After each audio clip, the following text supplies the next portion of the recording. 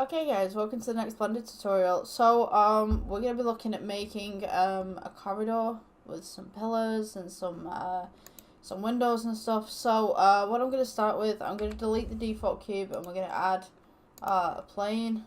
I'm just going to scale this one out a little bit. So that we've got some surface to work with. Now what we're going to do, we're going to make the pillars first.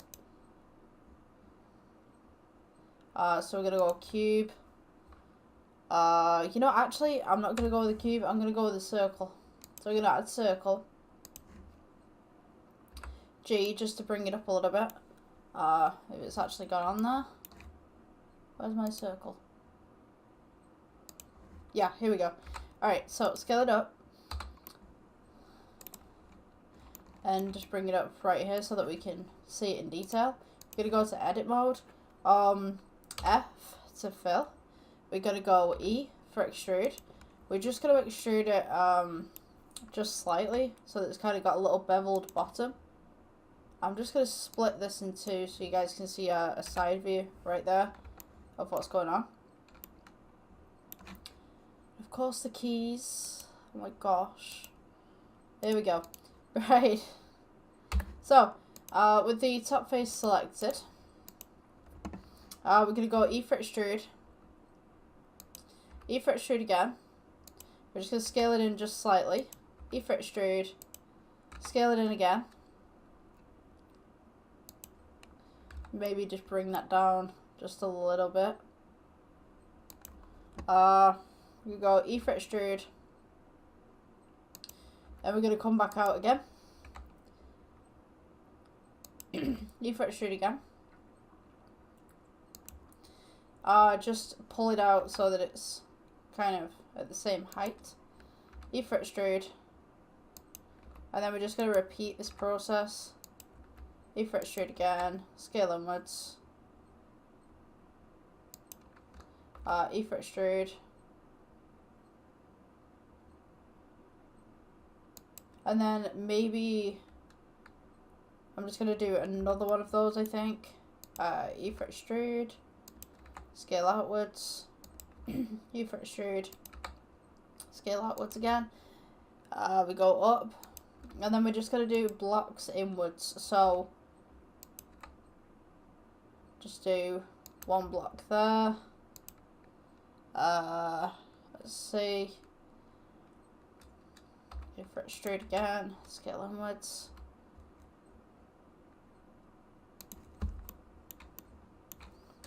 Then we're just going to do it like this so it kind of sharpens off at the end. So right now, what we want to do is just pull it down to this height. E for extrude again so we got this little bit of surface just around the bottom. That's going to assist us later on. We want to go G, just bring it up. Now depending on how tall you want these is dependent on where you're going to build your next piece. So I think this would be tall enough for me. So we're going to go E for extrude again. Just going to scale it outwards. G, bring it up. And then we're going to make the exact same pattern that we did at the bottom. So E for extrude. Scale it out a little bit. So yeah, just scale that.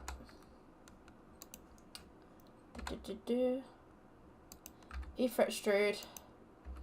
Go up again, scale inwards, E for extrude, up again, we scale outwards, E for extrude, and just carry on doing this until you're happy with your shape.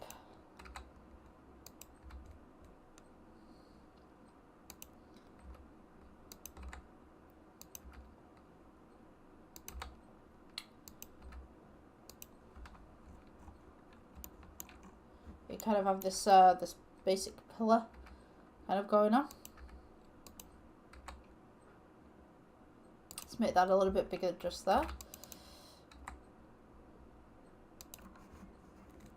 Once you reach your top right there, we're going to edit mode and we just want to select some of these. I'm just going to put a little cuff on the top there. So we're going to go into the faces We're just going to select every maybe 1 or 2, just going round.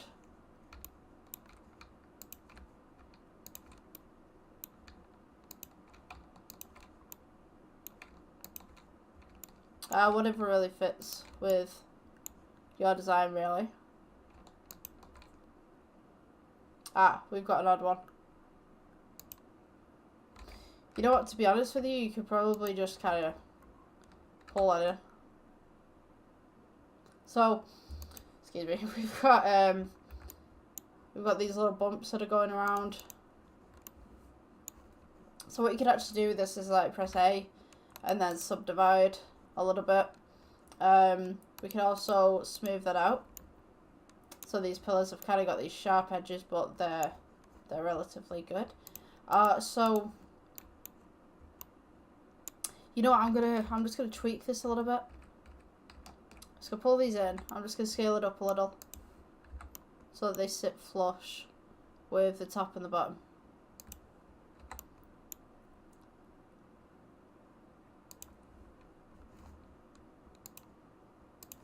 This is what we should have. I'm just going to shade that smooth.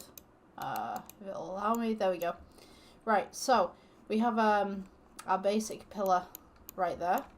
So what I'm going to go ahead and do is just going to shrink that down a little bit.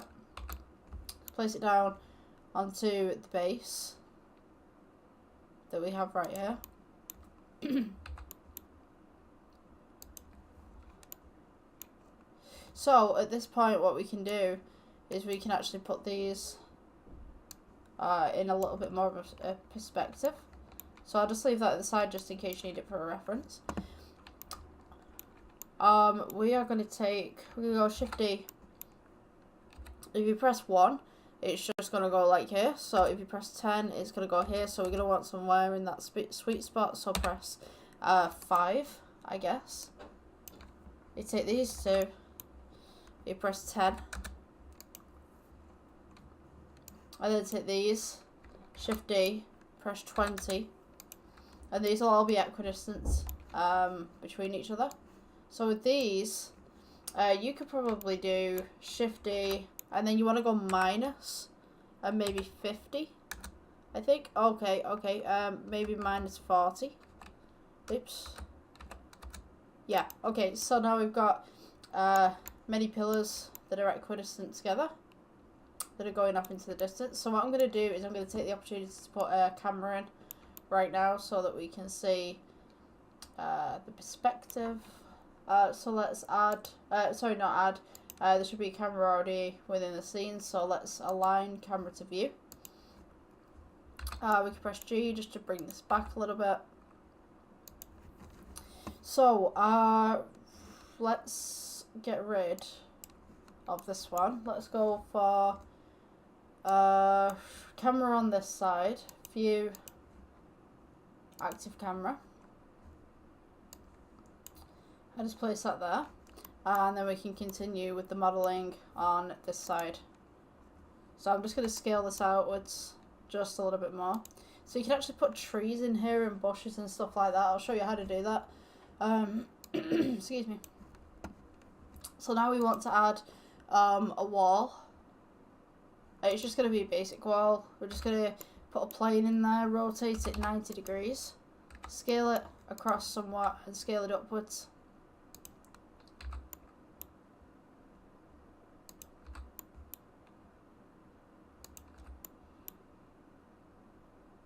Maybe we'll have it at that distance. Also with this camera, just put the end at maybe 200 meters or more, so that we can see what's going on in the distance. So what I'm going to do is have like a little bit of an archway and some pillars running down here. So I'm going to go to add, and we're going to go to cube. We're going to go G. Place the cube on top of the pillar. And then we are just going to scale it down just a little bit so that the pillar kind of fits in with the cube.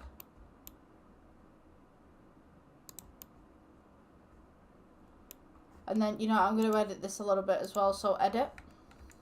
We're just going to E for extrude and then scale it inwards at the sides.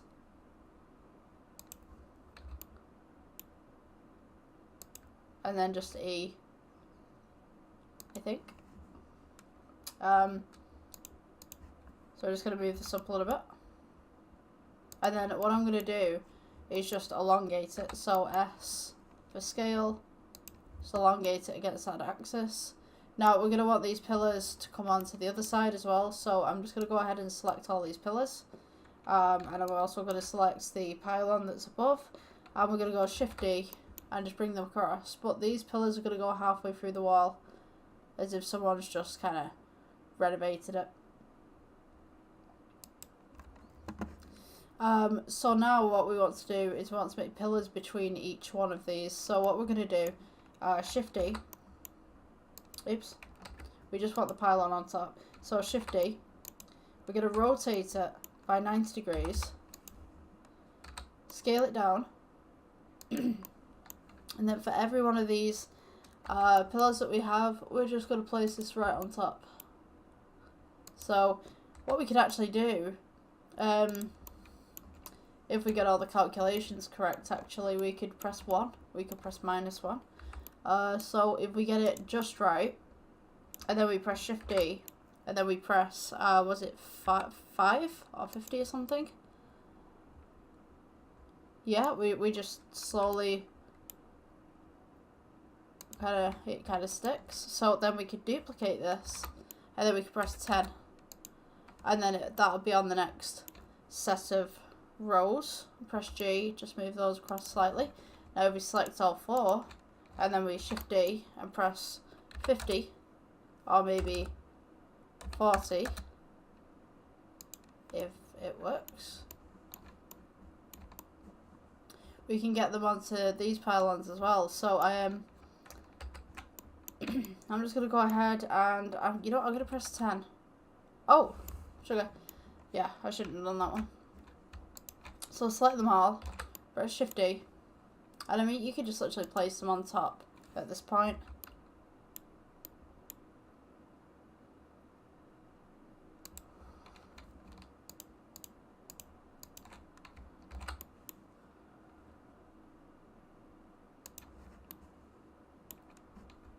And there we go, we got a full row. I'm just going to adjust those a little bit. Okay, so once you got this full row going on, we can add like a little sun, I guess. So do we have a light? I think we do have a light in the scene. Yes, we do. Right, so I'm just going to delete this light off. Now, what we're going to do is we're going to put a sun in. I'm going to make sure that the render engine is cycles, because that's what we're working with. We're going to add. We're going to go sun. Bring that across. I just realised something. Screencast keys. Why are the screencast keys not there? Oh, that's weird. That was ticked. I swear that was ticked. Hopefully you followed along. So yeah. Let's go elongate these ones a little bit. You gotta get the shadows correct. Sorry about that. So hopefully you guys already know the controls by now. So we're gonna I'm gonna continue keeping it on there, but hopefully you guys know what you're doing. So because I'm talking you through it anyway, like E and S for select and all that kind of stuff. So the lighting, excuse me, as regards to the lighting, we can now change it. So you can have it as a dawn. We don't rotate. Computer's kind of slowing down a little bit. Come on. You kind of have it as this kind of dawn that's going on. These very long shadows.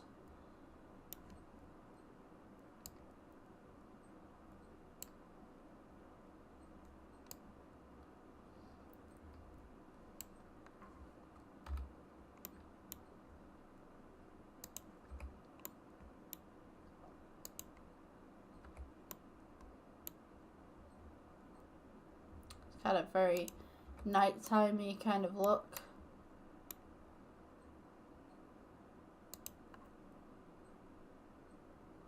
So we can actually tint this, maybe like a blue or something, or we could do a yellow, like a dusk feel to it, or even a dawn feeling, really.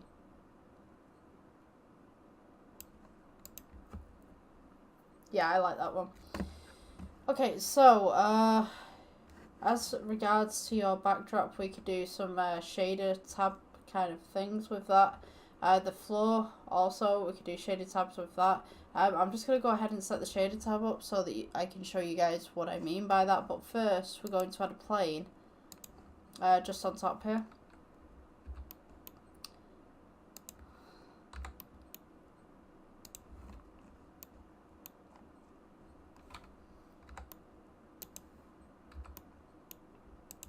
So we can catch some of these shadows and get some darker patches on this.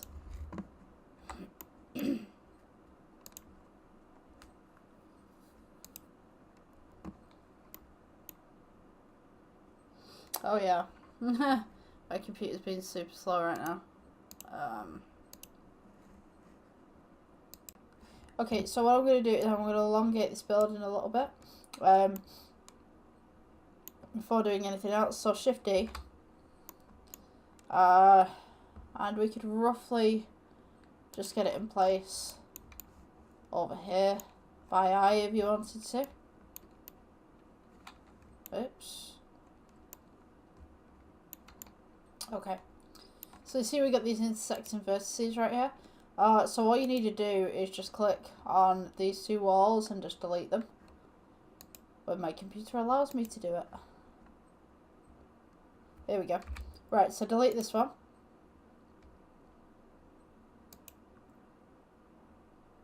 And delete this one.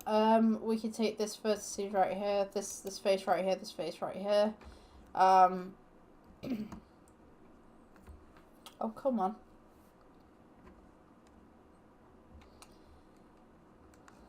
Are we just going to scale them? Press J just to realign everything.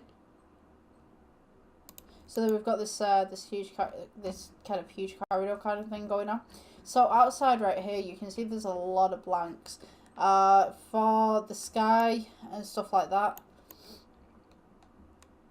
we could change that in the shading tab, but for first and foremost, I want to extrude this so that we've kind of got a set of steps in a way coming down. So E for extrude.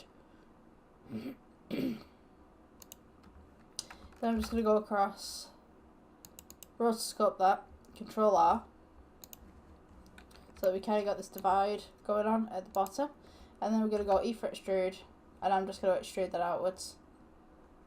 So we've got another plane in the background right here. So, what you're going to want to do from here, I think, is definitely going to the shading tabs. We're going to add some trees in the back here so we can give some foreground, background kind of thing going on. So for your trees, we just put this as normal. We can go to add. It should be under curve. We should have trees somewhere. Sampling tree gen. If you've not got that, you can go to edit and preferences. It should be in there. And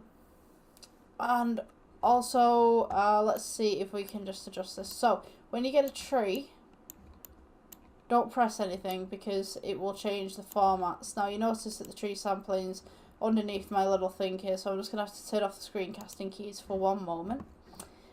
So we can choose from any type of tree really. You can go with willows, you can go with maples, pines, Japanese maple. I quite like Japanese maples actually. I'm going to go with that one. Leaves. You can add more leaves, you can take away more leaves, you can add to the scale of the leaves.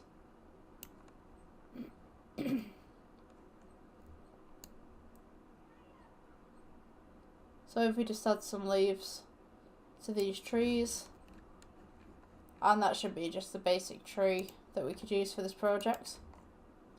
So I'm just going to press G, move it over, put it in the background. There's no point in putting it anywhere where you can't really see it that much. Put the tree slightly in here so it looks like it's growing in. So we could have these leaves as, if you go into the material tab, just put the leaves just there, make them slightly metallic, and then have this as brown.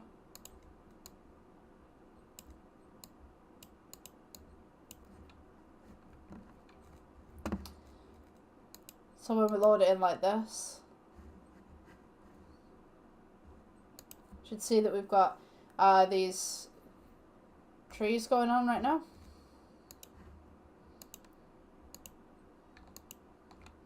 We're just going to duplicate these, just rotate them a little bit, just to give them a bit of randomness.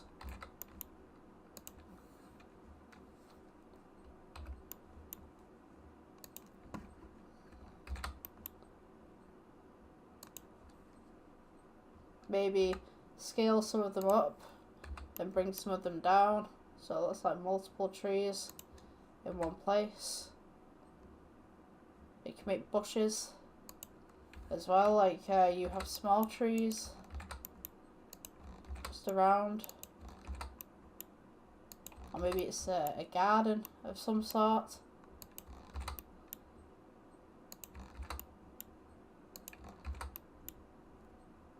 Don't have to be perfect for your first go.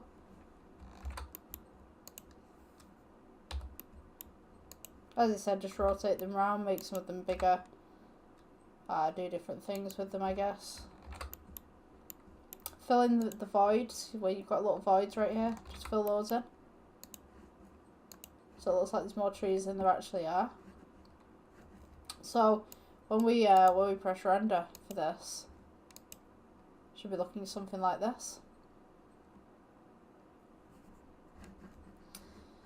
So now I think we should go on to the shading tab for sure. Okay, so once we're in the shading tab, want to go and get these pillars, add new. Want to add noise. I usually add noise to textures and stuff like that.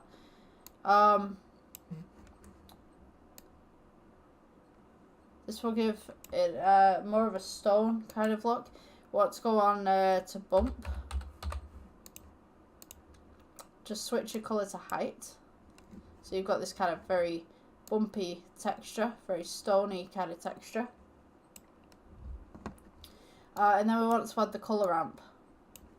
So add colour ramp. And then we can make these as dark or as light as we'd like. So we're going to call this the grey pillar, I guess. Change this one, go for grey, go for grey. I mean, you could do this for all of them. I think you can select multiple and then ask it to go for grey. Hold on. Let's try this, shall we? So go for grey. Oh no, you have to do them individually, which is a bit of a pain. I should have done this before I duplicated them, but to be honest with you, I just wanted to get the setting in first.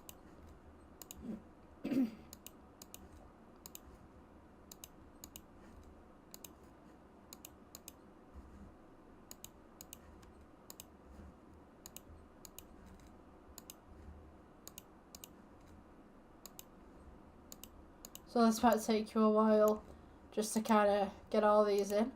Don't worry about it, like, it's part of the learning process, I guess. Add grey.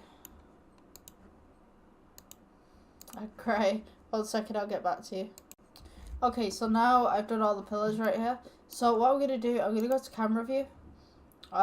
Active camera. And we have this now. So this plane right here, I'd like to add some stone textures to. So I'm going to just go new. Now you can do this manually if you want to, but you're going to use up a lot of your RAM space by doing it. This way, it will cut down everything. So I mean, like, the way that you can do it manually is like make every single brick and then put them in order to where you need them. But to be honest with you, yeah, you're gonna use up all your RAM. So what I'm gonna do is go to brick texture. I want color to base, and then we're just gonna scale it down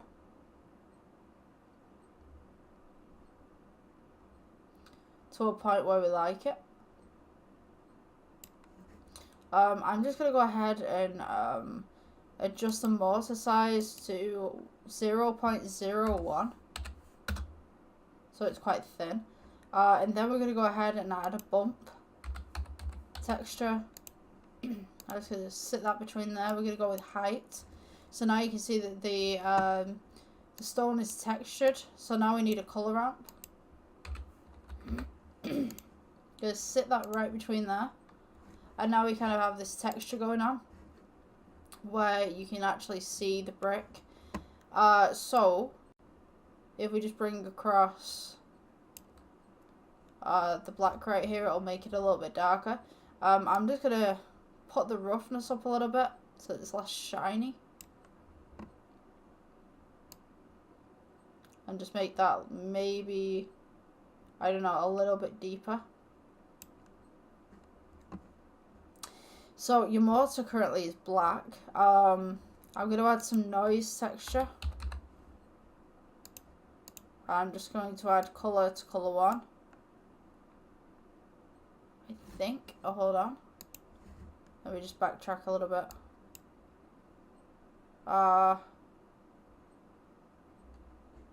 Oh wow. You know what? I'm going to keep that. That was a happy mistake. Like, that is nice. Absolutely, I'm going to keep that. That looks actually pretty good.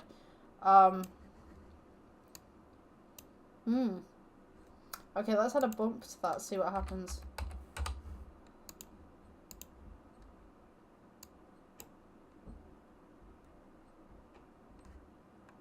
Computer's just loading in. If it ever goes like this, where it's just like completely white, it's just a computer thing.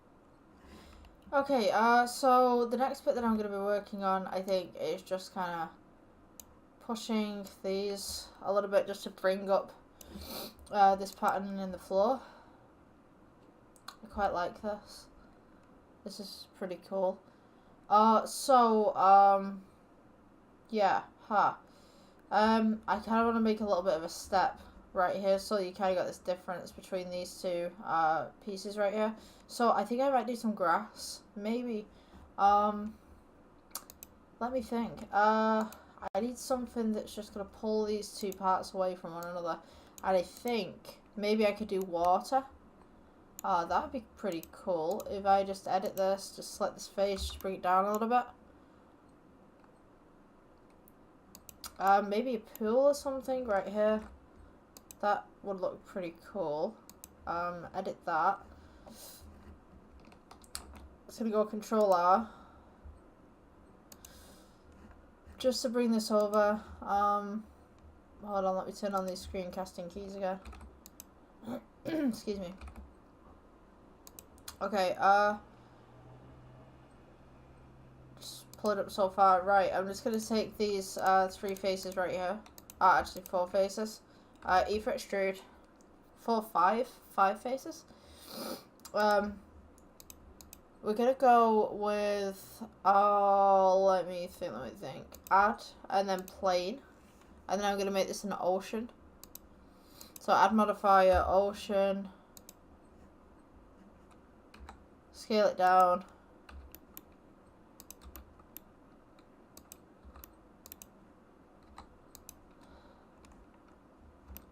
We're just gonna get the right pattern for this. So just repeat your X and your Y's a couple of times. G, just to bring it over. Scale it down so the water's kind of got some sort of edge to it.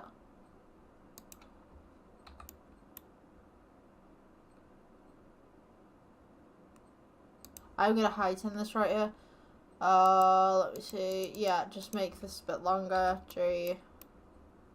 Just pull that across. So you kind of got this this water that's going on. So hopefully we should get some refraction with this as well. We could do so this right here. We'll do maybe glass. See how that one works. I'm just gonna pull these up a little bit, just real quick. So we got some surface tension right there. Let's see what it looks like rendered. Yeah, okay, the water right here, it's going to turn the roughness down, see what happens. And maybe we could turn the light up a little bit.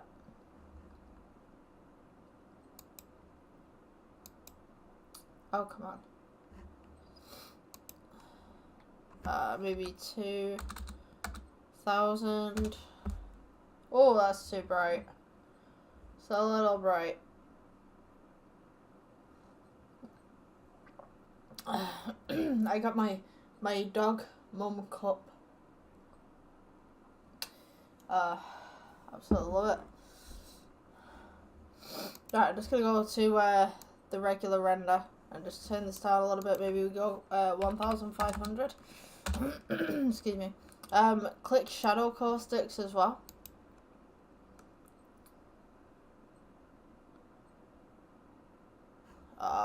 Let's see, just tone that down a little bit, max bounces. Let's tone the light down just a little bit. Maybe we could go for like 1000, maybe 100. Actually, no, yeah. Yeah, 100's working pretty well. Wait, it's too much. I feel this pathway is just a little bit too light. There's too much going on right now. Let's see. Yeah, that works. Okay, so there's a little bit too much contrast here, and I think that floor's a little bit too shiny, but I'm just going to dull it down just a little bit. So you kind of got that marble kind of feel to it. But I feel that it's just too blown out. So maybe we could adjust this light just a little bit. We could do something with this. Shadow caustics, cast shadow. Let's just tone this down a little bit, and maybe we'd add some orange to it. Just a slight bit of orange. Maybe that would work.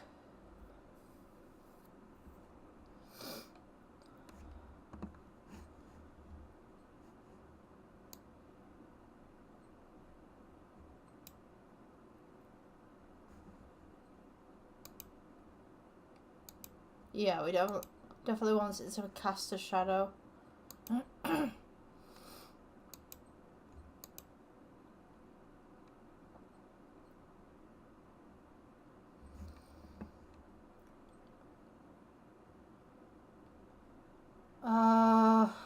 Yeah, the water, we need the caustics to work on the water. So we're just going to go to objects right here.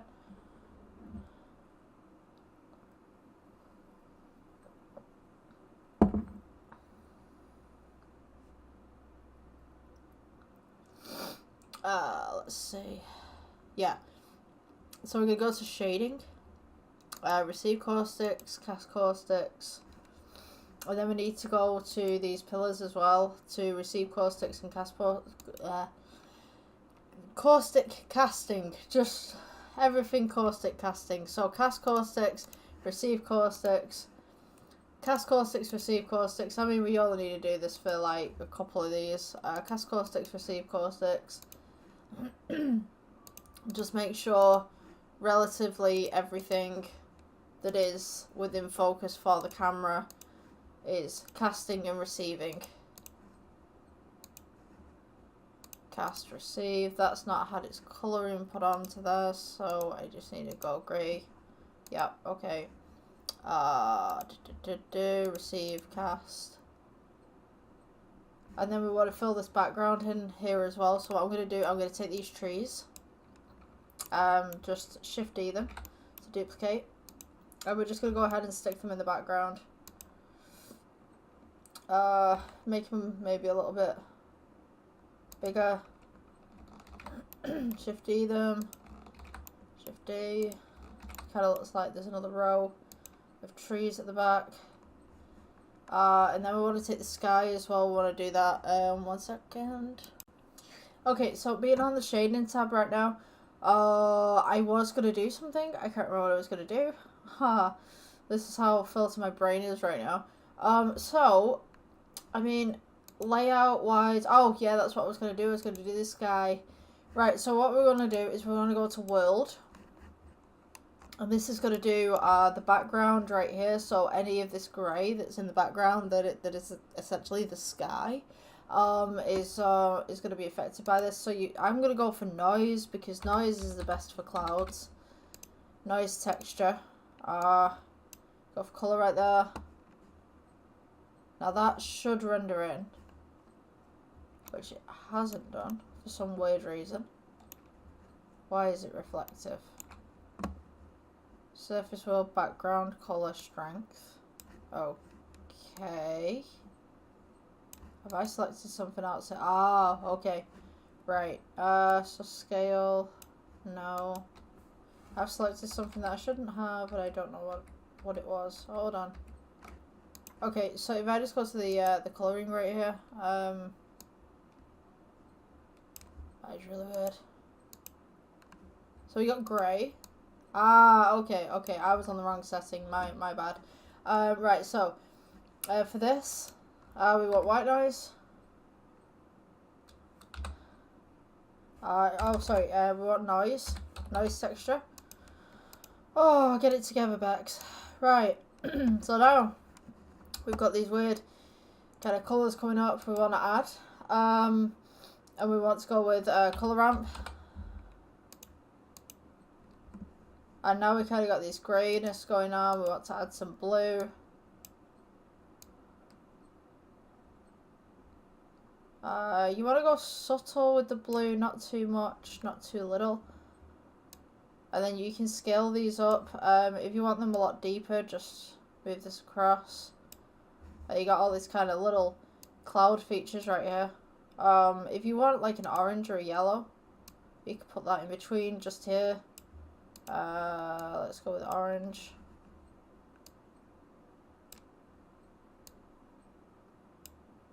You can mess around with this.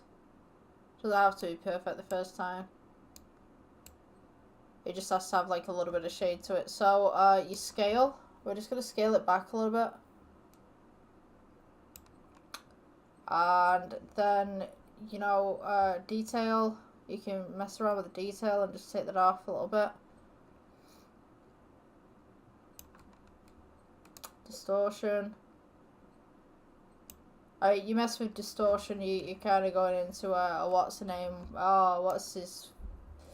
I forget the guy.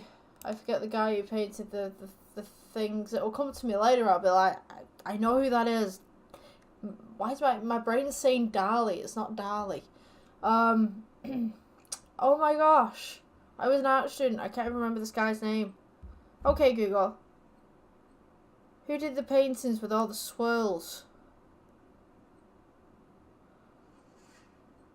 Ah, Van Gogh. Vincent Van Gogh. That's who I was thinking of.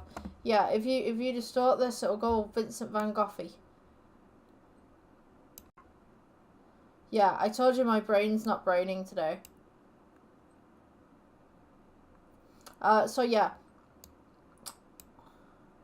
You can have like all these little patterns going on. I'm just going to lower the scale down just slightly. So we kind of got some wispy clouds going on.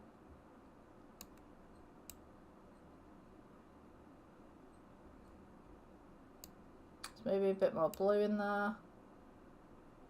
Oh, no. That's not what we want. I'm going to just duplicate that blue. Oh, sugar. No, we didn't want that. We did not want that. Oh.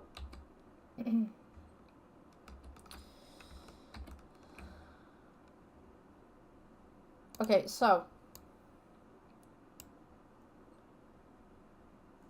You can kind of get some clouds from this.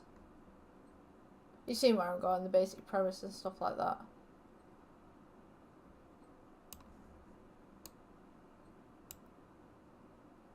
Okay, so I'm just going to leave it like that. I can mess around with this later. I just feel like I wasted a lot of time on the tutorial right now. Okay, so we've got the trees in the background. We've kind of got this grey kind of sky going on. The next thing that maybe we want to do is just put some trees at the end here, or some sort of pathway that extends so that it looks a little bit longer, so it takes the eye to that part. So we're going to go layout. We can just extend this base part here, I guess. Just scale it outwards. Just bring it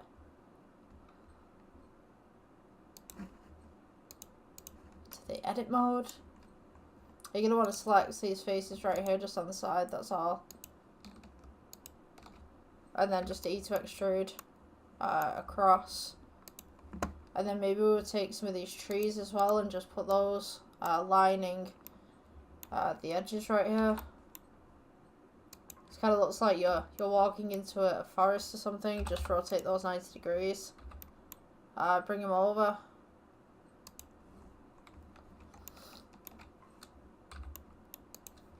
Scale them up if necessary.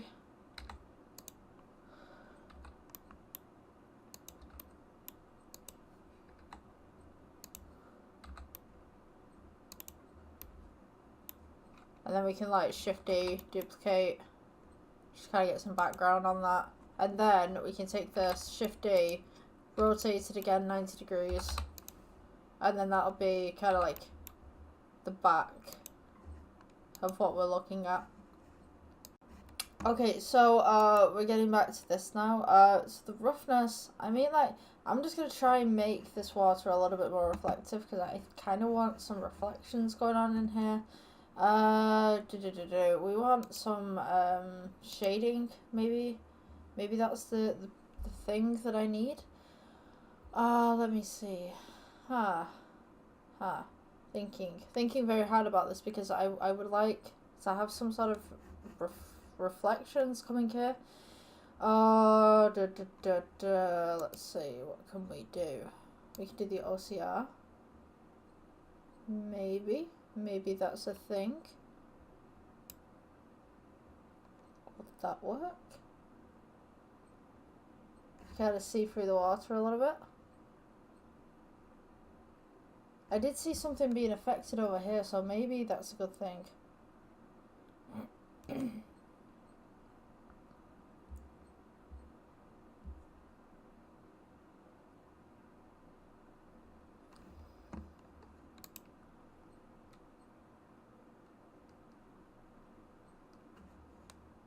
Maybe I should move the sun. Maybe that's the issue.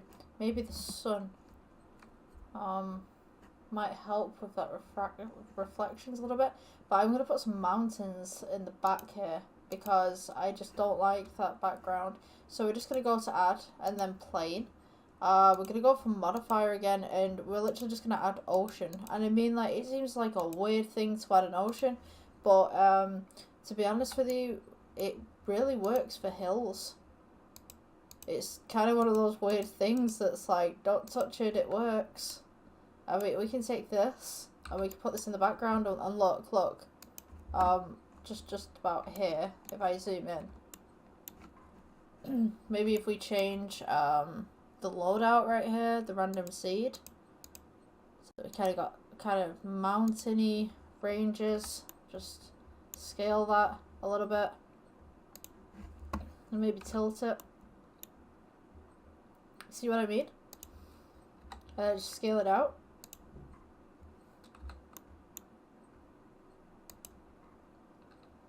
G, just drop it a little bit. So it's like you've got mountains in the actual background, which is pretty cool. Scale that a little bit more. You don't want to do these like bright green, you just want kind of, there we go, right. You want like a blue kind of colour because the way that it works is like things that are a little bit further away tend to have less colour to them. Because obviously the light's hitting our eyes at a different rate than say something up close. So you want kind of like a maroony blue. But if it's a moody weather, you want to change it just a little bit. So I'm just going to scale this out just a little. We'll go on the right one. Press G. Just move that. So you kind of got this mountain range in the background. So now the background doesn't look as plain. And maybe we could take this as well and we could duplicate this. And we could just add it. Some closer mountain ranges, I guess. Oh. No, don't want those too sharp. Just scale it up. And then just pull it up a little bit. Scale it down. So you've got that pattern in the back as well. So it's kind of like your building is in the middle of a mountain range.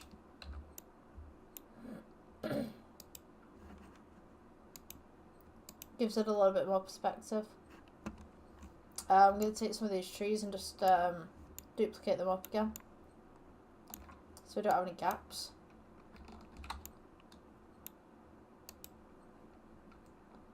And just drop some of them down.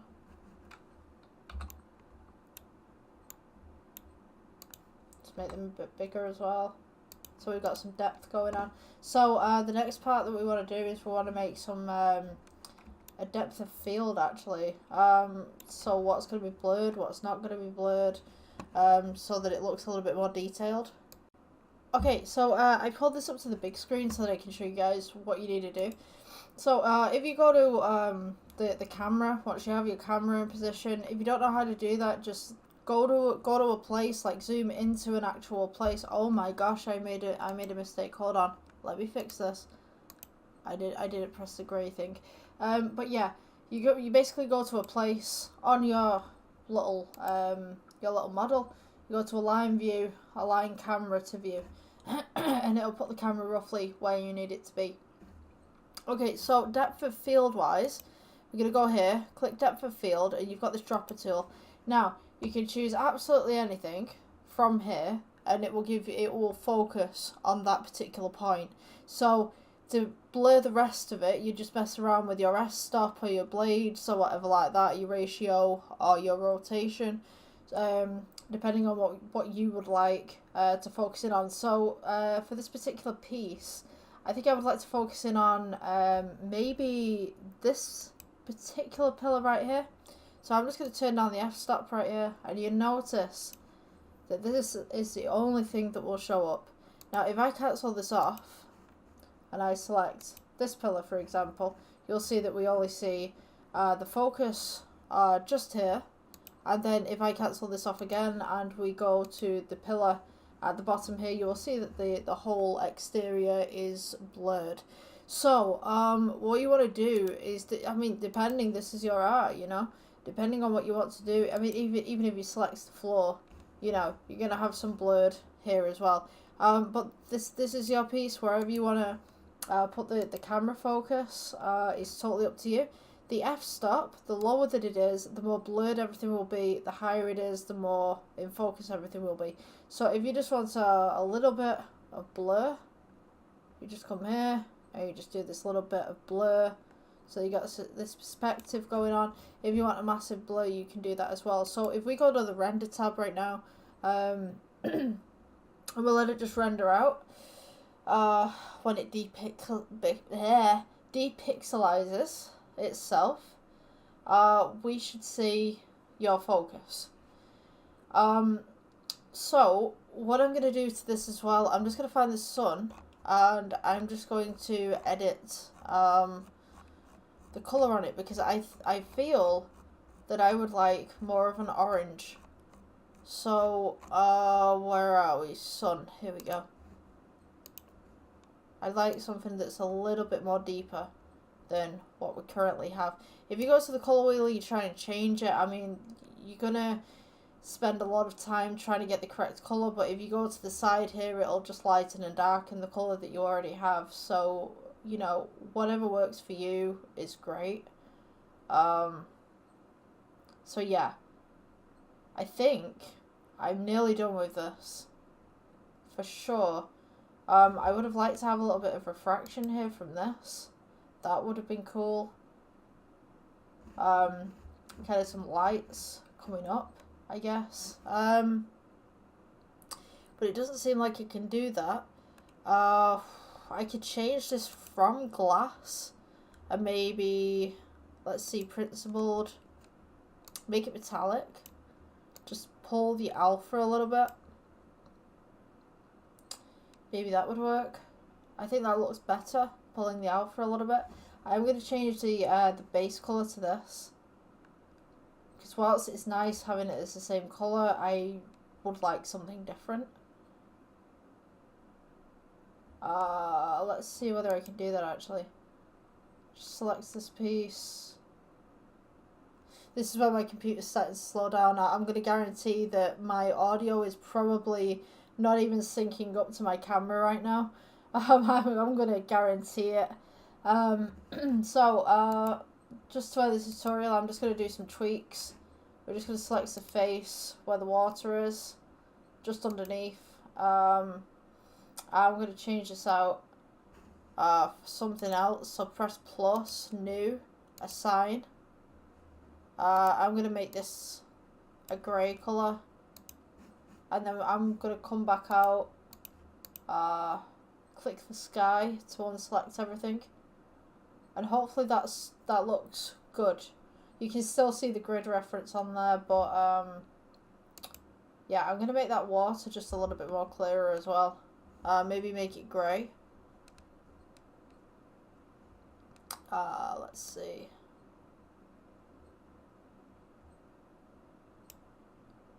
Yeah, I could probably, I think I might change it back to glass. Actually no, because that's looking okay actually. Let's make it slightly blue. So you kind of got that picturesque blue. Although water's not actually blue unless you're in the Caribbean or something like that, you know. I certainly know the water around my area isn't blue. It's kind of this very dark grey, very questionable. Because apparently they've got sewage pipes going into it, so you know, I don't want to be swimming there. I'd rather go to the pool with chlorine. Thank you very much. But yeah, I'd absolutely love a holiday to somewhere very nice with clear waters. We nearly had one actually. We nearly went to Spain, and then COVID hit, and everything else happened. So yeah. But yeah, this is a tutorial for you guys, how to make a nice place. If you like, you can follow, you can subscribe, depending on what website you're on, because I'm on Facebook, I'm on TikTok, and I've got YouTube as well. So, yeah, if you can share this video, that'd be great. Yeah, please support me. This tutorial is free. It's free to hit that like button, and it's also free to subscribe. So if you guys like this tutorial, please do so, and I will see you in the next one. Bye bye. Hi guys, so welcome to the next Blender tutorial. So today we're going to be looking at building a radio, and it just happens to be that I have one right here. So this is like one of the older radios. 1 second, let me just make myself a little bit bigger here. So yeah, quite an old radio, but we're going to be building something similar to this today. So yeah, excuse the onesie, it's a little bit cold in my house today. Let me get that back down there for you. Because we had a power cut, maybe 2 days ago, and it was off for like 3 hours or something like that. And then the lights came back on, and it was doing like the Stranger Things kind of thing, where everything was just like flashing, and felt like I was in a blooming disco. So, yeah. So the YouTube tutorials were a bit basic, but yeah, today hopefully we're gonna get something a lot bigger done. Yeah, what we'll do, we'll start with the default cube. I'm not gonna delete it. I am gonna do one thing though, because we're gonna go into the shading tab. I'm just gonna rearrange the shading tab. I will be 1 second. Magical power of editing. Boom. Okay, I'm back. Okay, so yeah, we're gonna take the default cube. I will put my screen keys on, as I always blooming forget to do. Here we go. Yeah, so now we got the screen keys. Okay, so what we're gonna want to do is just make the default cube just a little bit bigger by pressing S, and then we're gonna press S again and just scale upwards. Sorry, across to the y-axis. Press G just to move it upwards so that it's just sitting on the grid right there, so we can use that as a reference. Okay, so the first thing that we're going to do, we're going to make the hard wood exterior kind of thing that's going on right here. So there's a lot of sharp corners on here, so what I want to do is I want to make the black part of the radio a separate part from the wooden part, because I think that we could just mold that a lot better. Okay, so we just need a case for basically a wooden one. So we're going to go over to edit mode. If you go Control R, just half it. And then we're going to go Control R again, half it. Control R, half it. Control R, half it. And then Control R, half it. This will be the width that we're going to need for each of these sides. So Control R, half it. Control R, half it. Control R, and then we're going to half it, and then it's one more time, I believe. So yeah, we've got that one. And then Control R again, half, half, half, half, so that you've got this roughly same width. Feel free to pause this at any time. I do work pretty fast, I've been told. So I'm sorry about that. It's just like the way that I kind of learn CG and stuff like that. It's just like, I have to go like boom, boom, boom. You know what I mean? So, yeah. Let's go with the faces right now. We're going to select this corner. Just press Shift and Control. And then you're going to select the opposite corner directly diagonal. Press E to extrude. And we're just going to go inwards, but don't clip the back. Okay, so you don't want to be doing this and going straight out the back. You just want it neat, so that it's inside here. So if I go into the X-ray mode, you see that this is not touching the back. Okay, so you can also make these sides a little bit shorter if you want to. So I'm just going to come out of X-ray mode.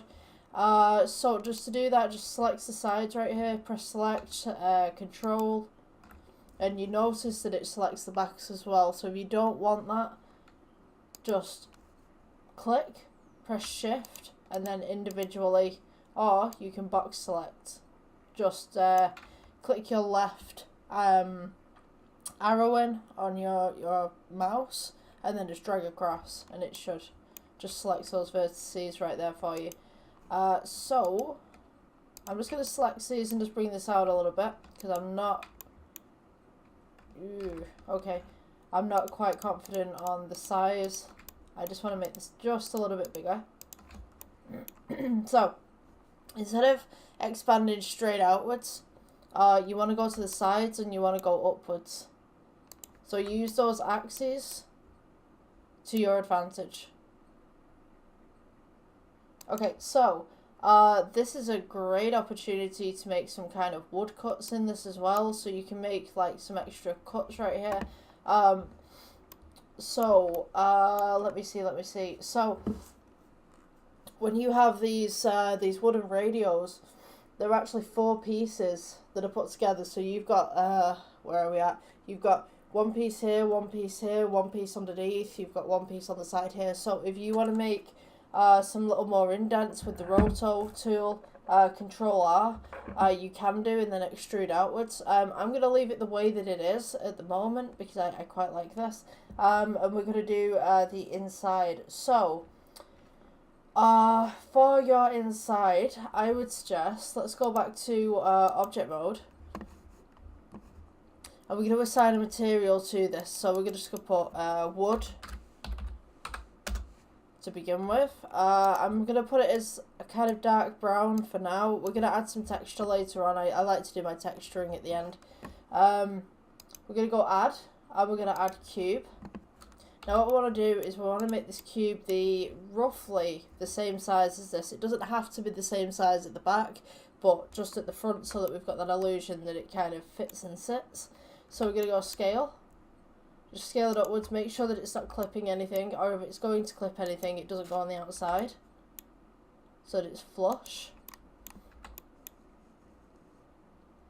Yeah, okay. So, I'm just going to press G, I'm going, actually no, I'm going to press scale, I'm just going to bring this forward just slightly right here.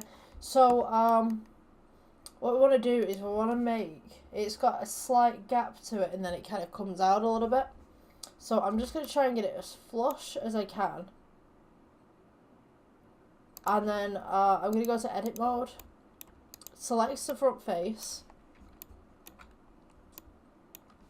go press E for extrude, just bring it out so that it's just sat in front of the front.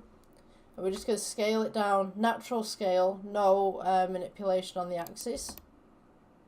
So that we've kind of got this little kind of bevel coming out. I'm also going to rotor control R this, split this in half. Because what we've got is the speaker on one half, and then we've got the buttons and the screen on the other. So we're just going to section this out just real quick. So I'm just going to go halfway there, and what you want to do is make a border again. So halfway, excuse me. I've got a little bit of a cold going on right now. Like, I don't know if you can hear it in my voice.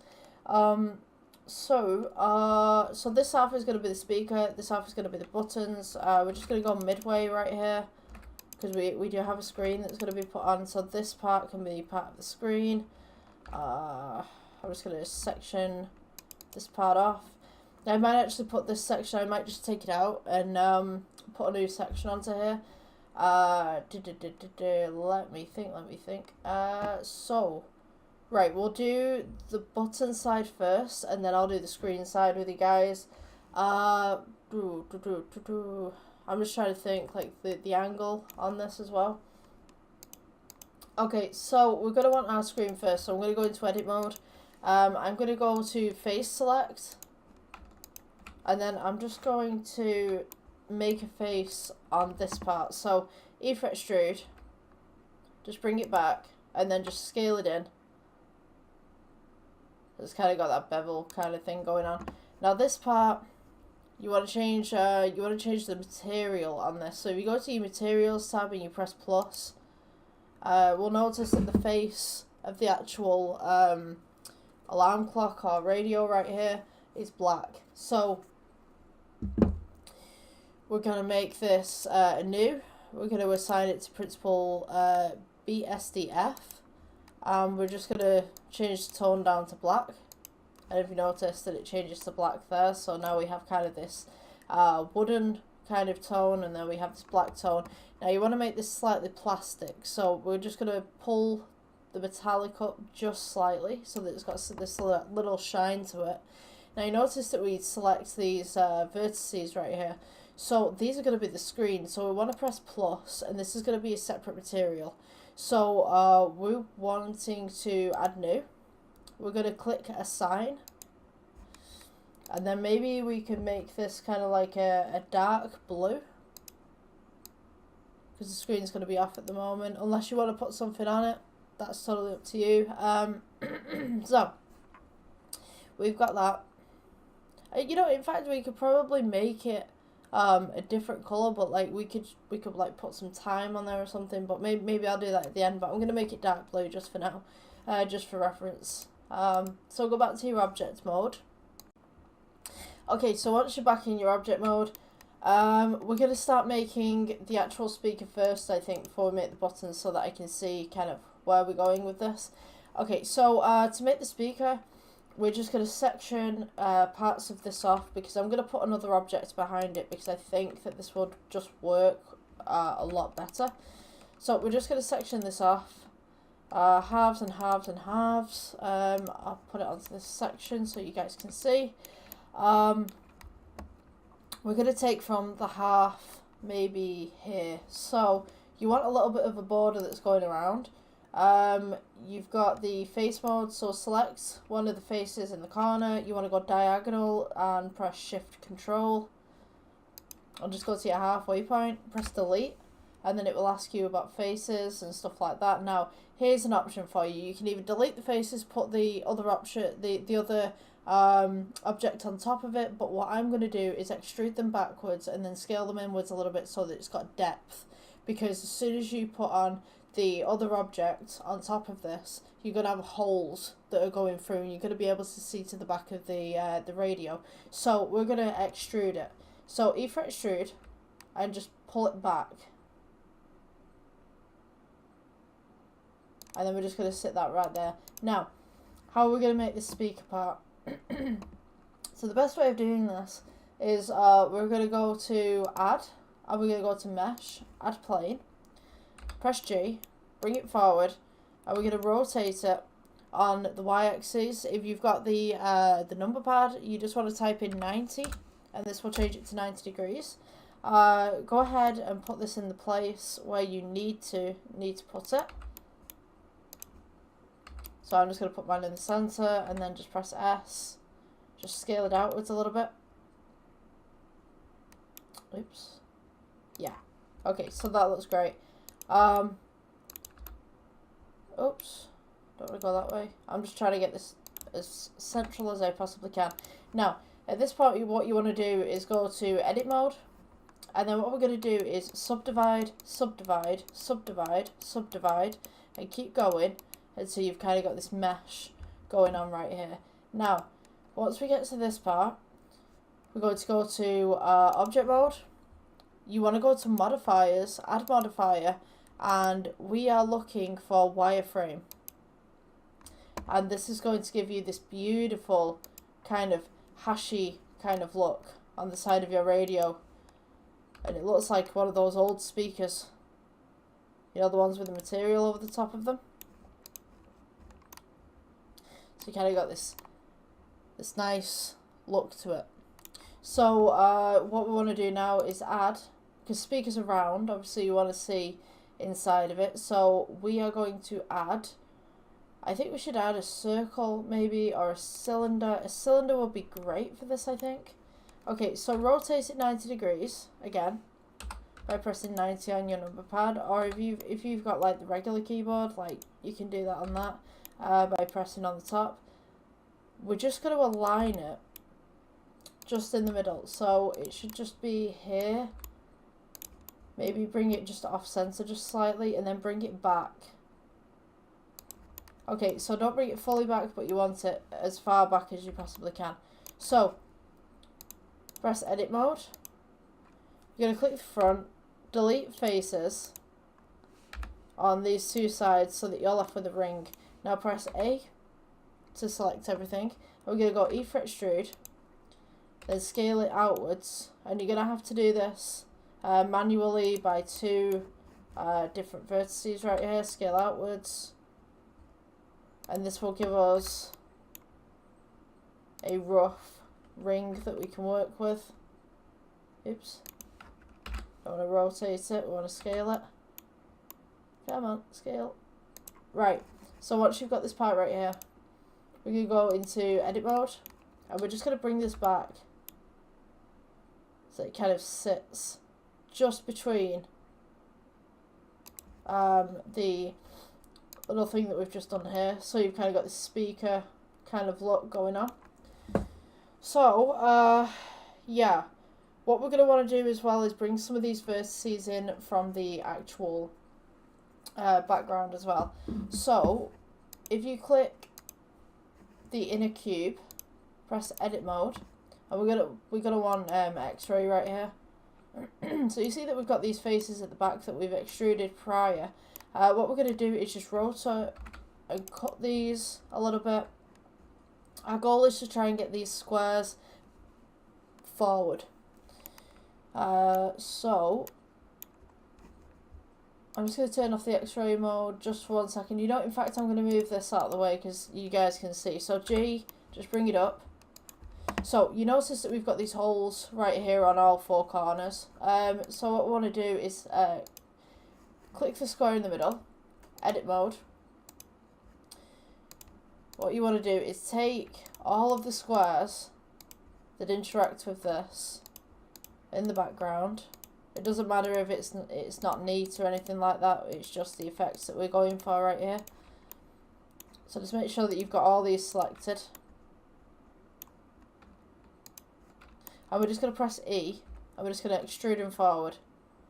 So they kind of flush with the speaker a little bit. So now what we should have is this kind of flush look. So now I've got a hole right there, so I'm just going to undo what I did. And then I'm just going to select this face right at the back right there. G, just bring it forward. Now don't clip it like so it's like that. But we just want to get it sort of flush. So it looks like it's one piece of plastic. Now we take our little netting right here and we just press G and we bring it back down into place. So now we can see that there's a speaker in the back and there's a little bit of a hole. I actually want to make that hole a little bit deeper. Edit mode, just go for these squares in the middle. If you can see that, I've just selected those little squares in the middle, and then we press E for extrude and just bring that back a little bit so it's kind of got some depth to it on the inside. Make sure it doesn't clip anything else. I might actually just bring that forward just slightly. Yeah. Okay, so you kind of got this kind of subwoofer kind of hole going on here, so to speak. I'm just going to like scale this inwards just a little bit so it all matches. Okay, so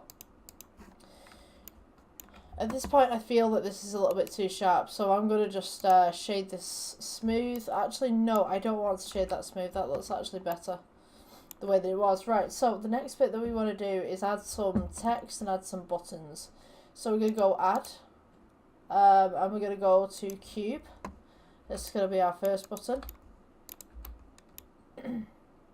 Now I'm going to make this slightly different from the clock that I have right here, the little radio that I have, because I don't want the company that owns this radio, or at least made this radio, to come over to me and say, hey, you know, we saw that you made a replica of our radio on the internet, and yeah, we're pretty mad about that. You know what I mean? I don't want that. So we're going to make our own little version of this right here.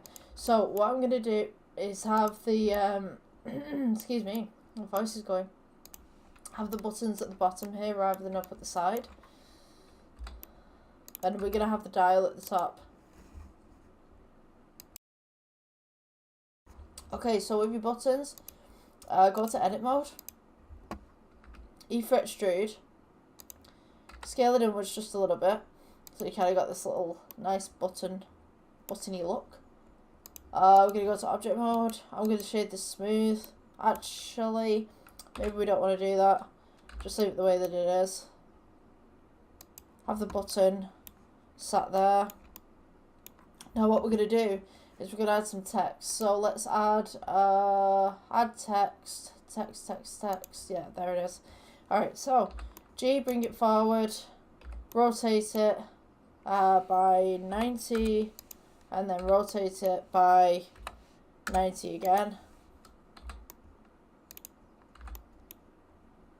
And then we're just going to place it up against the clock here. So, let's see. We're going to go edit mode, and we're going to edit. Just delete what's there.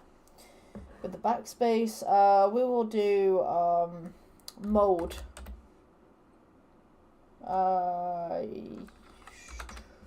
So I'm just trying to think here. Right, here we go. So we got the mode. Let's bring this forward just slightly. And then just place it above the button.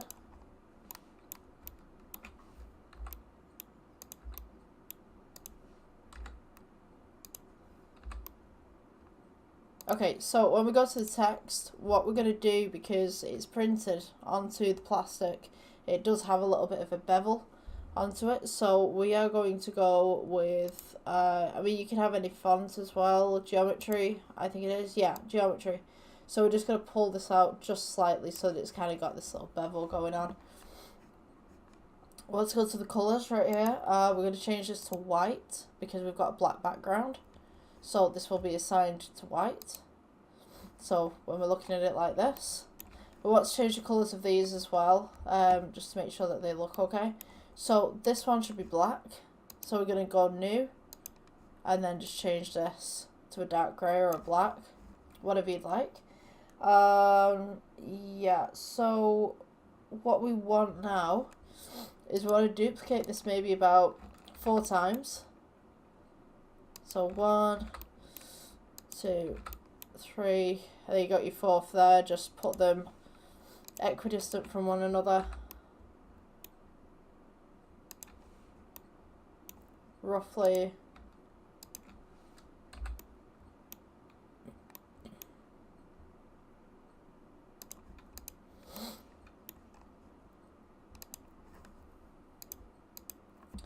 And then we're going to change the names to these, so maybe we'll put alarm, and go to object mode, and then we just select the next one, and then we'll go to edit mode. We'll have this as snooze, because we all like a little extra 5 minutes. Or for me, it's a half hour. I don't wake up very well in the morning. And then we're going to go with edit mode again, and maybe this time we will do scan, because this is a radio. Excuse me, my voice is going like crazy today.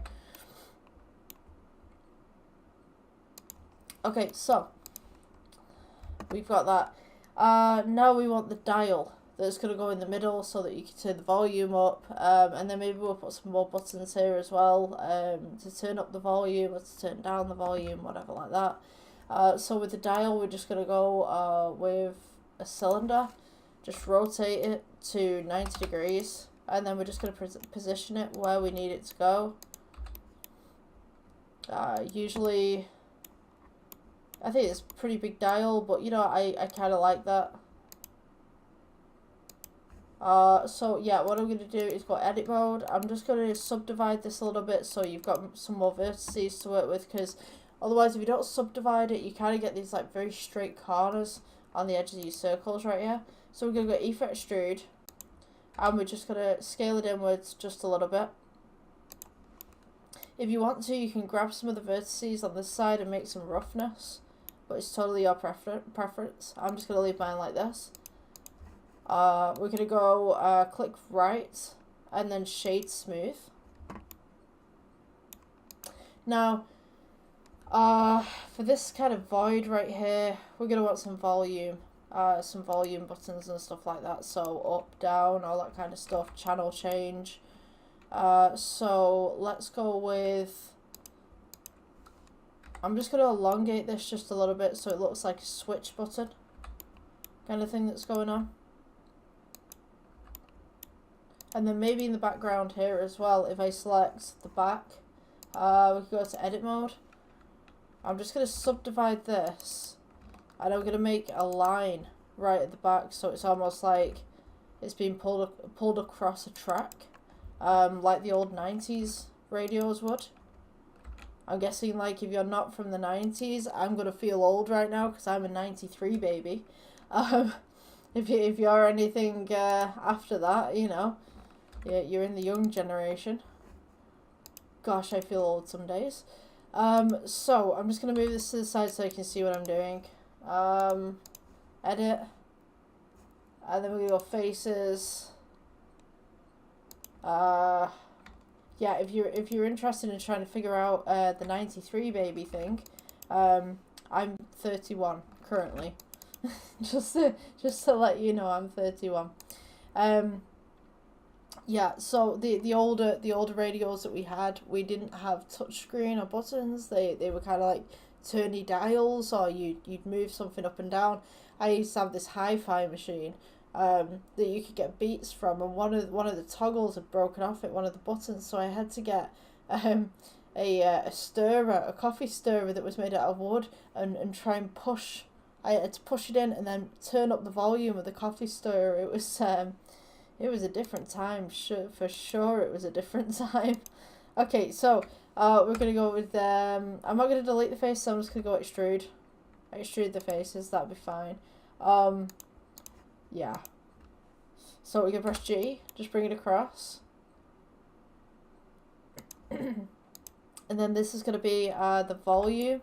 Oops, don't want to do that. Don't press H. So we're just going to put up on this one and then down on the other one.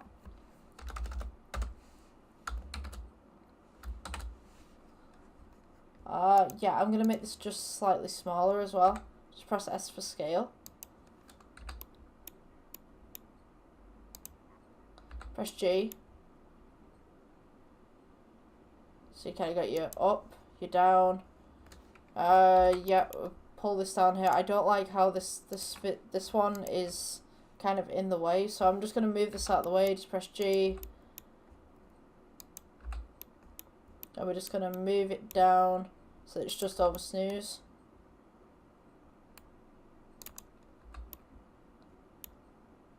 Maybe make that snooze button a bit bigger actually.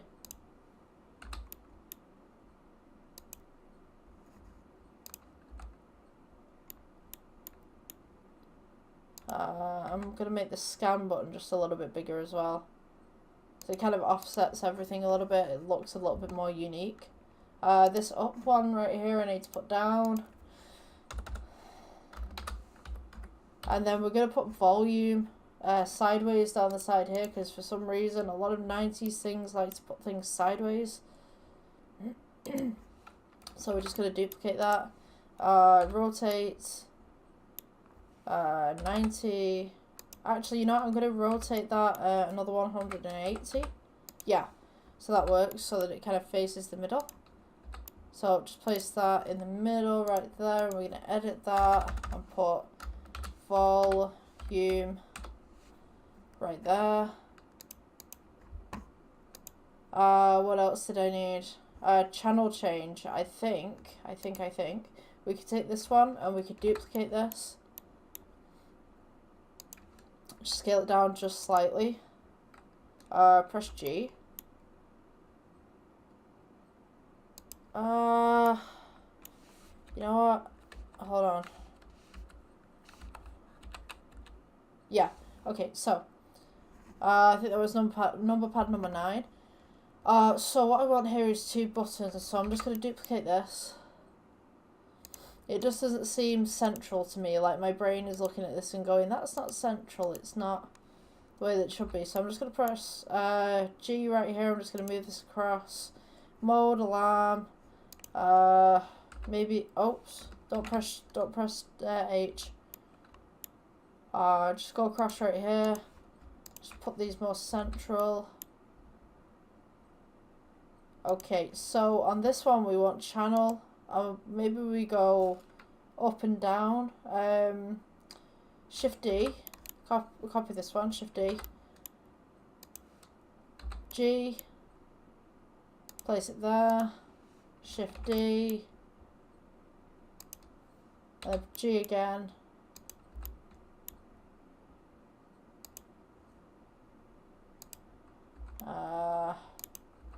Yeah, I'll just place these just off center as well. Kind of makes a little bit more sense.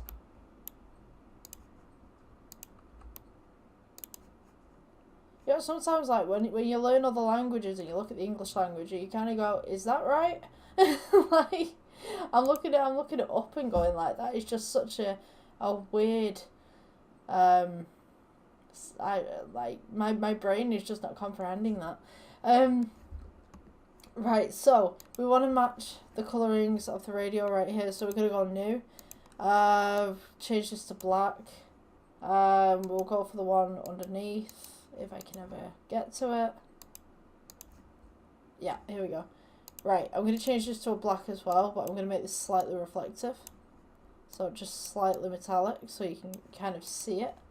I'm going to change the render engine to cycles, because that's what we should be on. And this is what it should look like in cycles.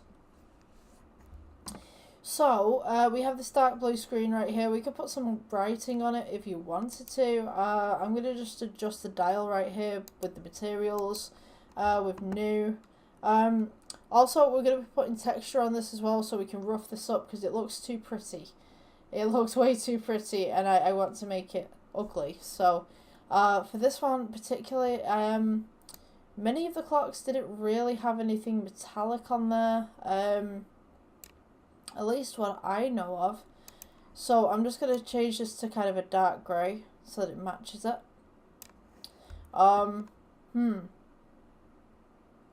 We definitely need to change the lighting on this. So I'd like to smooth this out a little bit more, so I'm just going to go to modifiers, just go to smooth. Because I just feel like it's not smooth enough. Or at least we could do something with that. To be honest with you, I mean, something that's textured like that might actually be beneficial. It might actually look good, so maybe just leave it.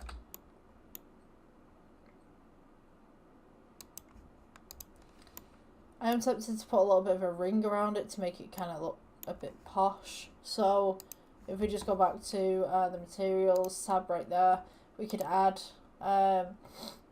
excuse me, we could add another cylinder behind it. Rotate that to 90 degrees and just bring this up. Make sure that it's flush. I'm just going to press 9 on my number pad, which doesn't seem to be... Oh, there we go. That was 4 for some reason. So I'm just going to align these two. And then just scale them outwards just a little bit.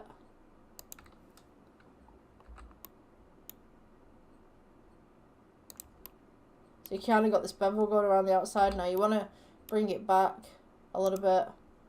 Maybe scale out. Now we're going to change this to black. And maybe have it as a metallic kind of look to it. So it's almost like it's been moulded into the plastic. Yeah, we need a brand name right up here. So, let's see. Shift D. I'm just curious, what would you name your own brand of radio if you had a brand of radio? So, maybe we could call this, I don't know what we're going to call this. Let's go to edit mode, let's call it, radio snoozer, because why not? We all like that extra 5 minutes. Right, okay, so we've got this part. The next part we want to make is the antenna. So if you are not a 90s kid and you weren't born in the 80s, or maybe you didn't explore the stuff that your parents had when you were kids, with the radios, they have these little antennas right here. Maybe if I make myself a little bit bigger right now. Hold on. Yeah, here we go. Right, so the radios, they have these little antenna things going on, and they just come out. So yeah, they're pretty long. So this is what we're going to make for the back of our little radio right here. Let me see. You probably know that radios have antennas anyway, but it's mostly for the younger generations that kind of, like, I've had this thing where people have come over to me and gone, like, I've been talking about something that's completely normal to me, and somebody else comes over and goes, "What's that?" And I go like, what do you mean, what's that? So yeah, there are times as a millennial that I've literally just sat there and gone, really? People don't know about this? So what we're going to do is we're going to select the wood exterior again. Edit mode. We're going to go corner to corner, shift control, E to extrude. Don't extrude it into the back of the other piece, but just enough that we've got enough space here to work with. So what we're going to do is we're going to add another piece. So this, we're going to uniform it as well. So this part right here, that's black, the black material on here, we're just going to go black, front and back, And then we're going to add a cube. Bring this to the front right here. And we're just going to shape it again. Roughly to the clock face. The back of it at least, the radio. We're going to go E for extrude on the front face right here. And then scale it inwards.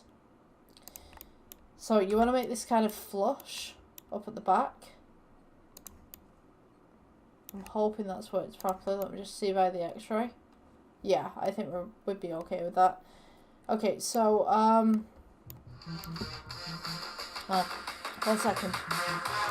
Okay, that wasn't the weirdest phone call that I've just had. Like, someone wants to recruit me for a job, doesn't even bother to speak to me, just leaves me a random message with an AI talking to me. Like, yeah, okay, no. If you can't be bothered picking up the phone and talking to me, why should I be bothered to even address your workplace? I mean, that's just plain rude. I don't know what you guys think about that, but to be honest with you, add my number on WhatsApp and no further context. No thanks, that sounds like a bit of a scam. No.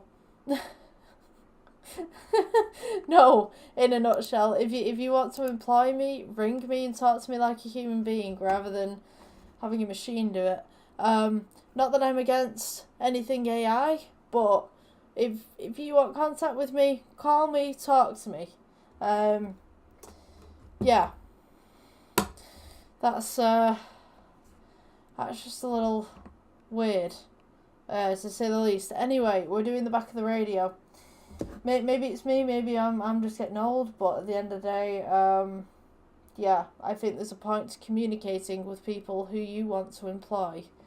So, you know, at one point where you did job interviews and stuff like that, you go in person with a CV. Now it's all online, and now people want to add you on WhatsApp. It's not professional. Right, so anyway, we're going to go to the back of this. So, what we want to do is we want to add the radio parts. So, I mean, I'm going to put cylinders on here. I'm just going to rotate this 90 degrees. Scale it outwards. Shade this smooth.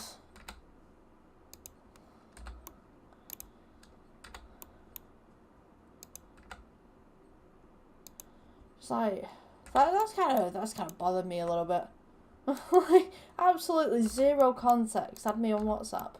No.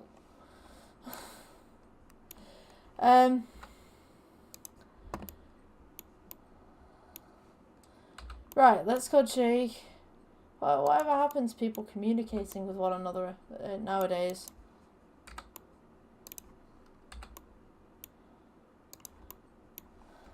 Right, let's see. So, we're going to go for the back right here. Now, this is going to be silver, so what we're going to want to do is go to materials. We're just going to name this as silver radio. Radio. Did I put radio? Radio in 10.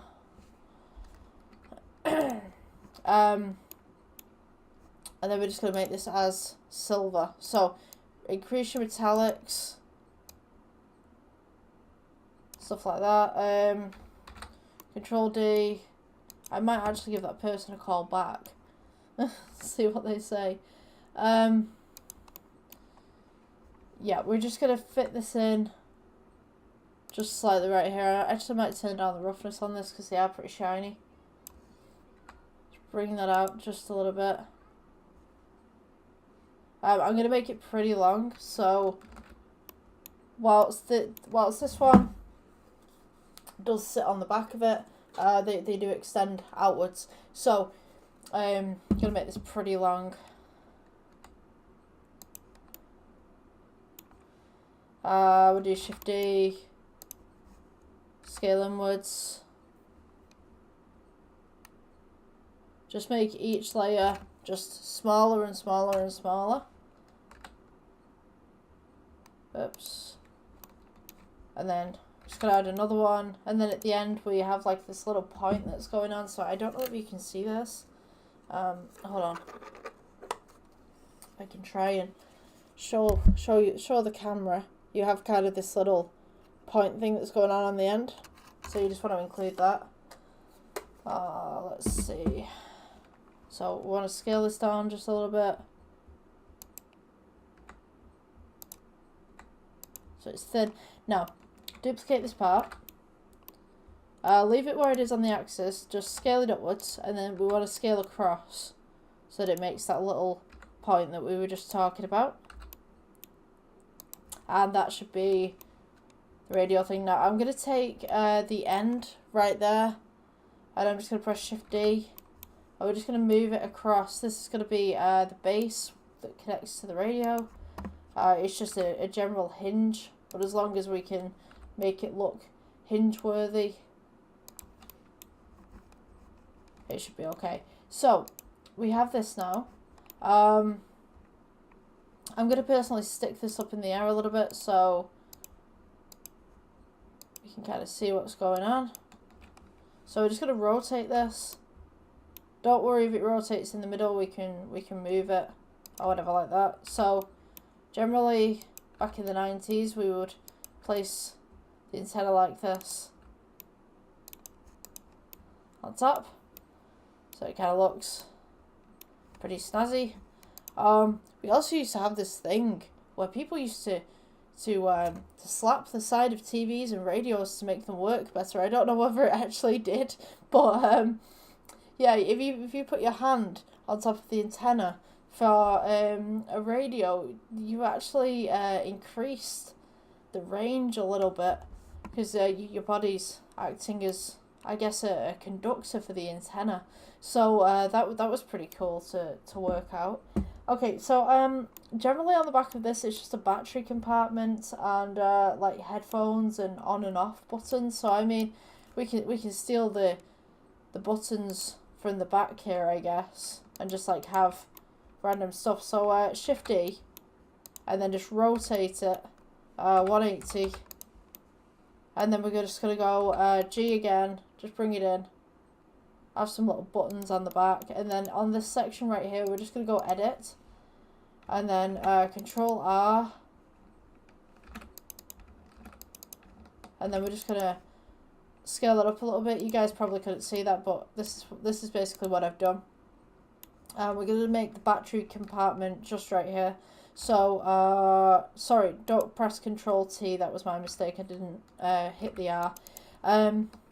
Yeah, so this part's going to be the battery compartment right here.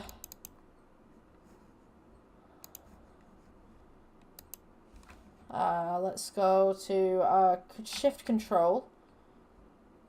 Bring that over. We're going to go E-fret extrude. Scale it inwards just slightly. Now I'm going to place another cube over the top of this. So that it makes the impression that we've got a battery compartment. Now, I did make a mistake on this. Just backtrack a little bit. So what I'm going to do... Oh my gosh, I need to sneeze. Ooh, it's coming. Oh.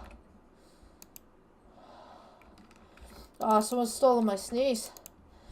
Oh, right. Okay, so what you're going to want to do... Go corner to corner right here. Select these two as well, because this is going to be the part where it joins in. We're going to go E-fret extrude, scale inwards just slightly, and then I'm just going to cut this one again. I'm going to bring this face out just a little bit. E-fret extrude, oh sorry, E-fret extrude, and then we're just going to scale it inwards a little bit, and that'll be like the latch part of it. So what we want to do now is we want to go to add, let me see, add cube. Let's go with add cube. Just scale it down a little bit and bring it to the point that we can sit it just on the verge right here.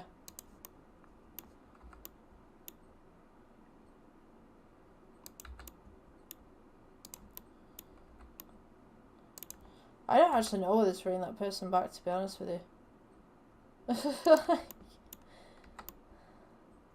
I don't know, like, something in the back of my mind saying, like, ring them back, see what they want.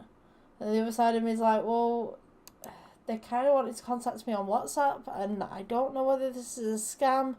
And, you know, like, when you go onto these job websites where you're trying to find a job and, you know, someone just randomly contacts you with a voicemail, it's a bit suspicious. I'm gonna put it out there. I don't trust it. Sorry, yeah, Control R, just, make some slices right here. Then we're gonna go to faces, select these outer faces. E for extrude. We're just gonna scale this inwards just a little bit. E for extrude again. Scale inwards. So it kind of looks like it's a little bit of a latch.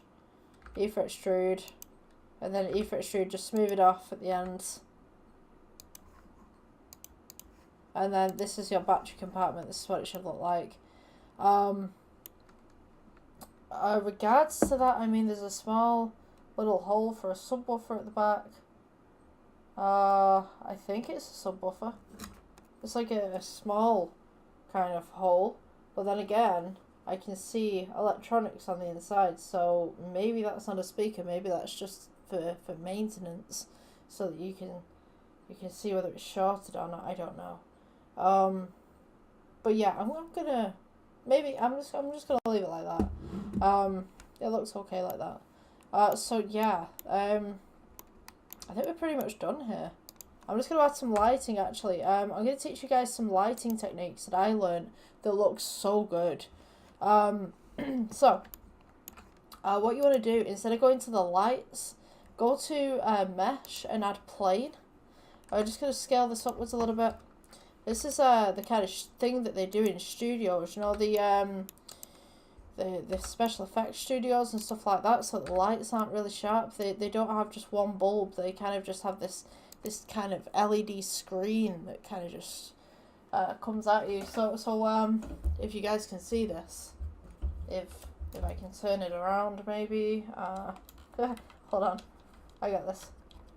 Here we go, it's coming, have patience. So you see that my light is just one block of LEDs, instead of just having a light bulb. It's a lot better to work with than regular lights, because it just gives you more definition and more to play with, really.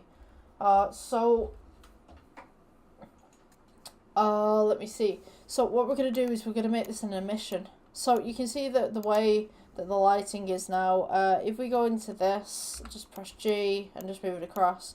If we make this an emission, go into Materials tab, New, and we go to, where are we going? We're going to Emission. I was having a bit of a brain fart then. So you want to just like pull your strength up a little bit, and can you see just like how much more defined that is? So we could do another one of these as well. Just press Shift D. You can bring this over, rotate it around so that the flat surface is against the side of the radio right there. And with this one we can go into edit mode. Press A to select everything if it's not already selected. Press plus. Then we're going to go to assign, and then we can make another emission, and we can make, say, this one blue. Turn up the strength on that, and now you have this kind of blue hue on the side of the radio. So the lighting is just super, it's just way better when you do it like that.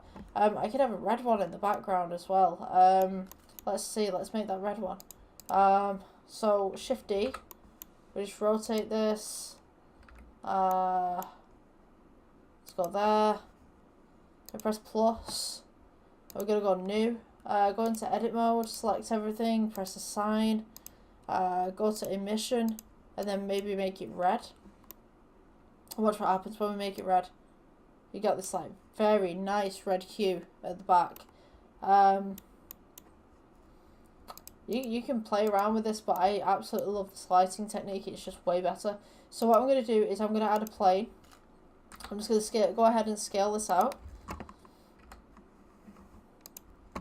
And then what I'm going to do is assign camera to view. So we're going to be doing the texturing in a second as well. So let's see. Right.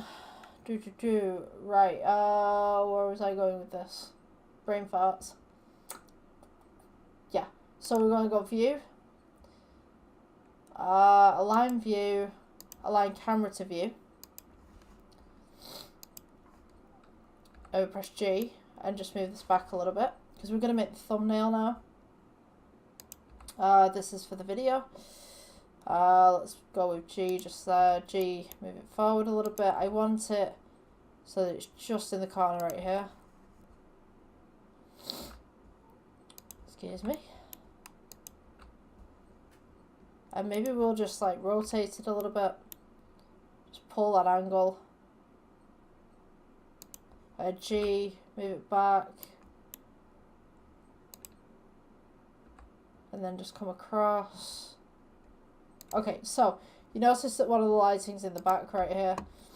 Just pull it out. Press G, just move it away. Increase the brightness if you need to.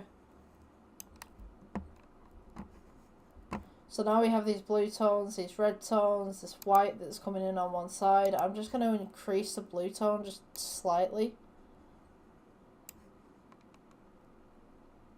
And so now we can work with depth of field. So, let me think.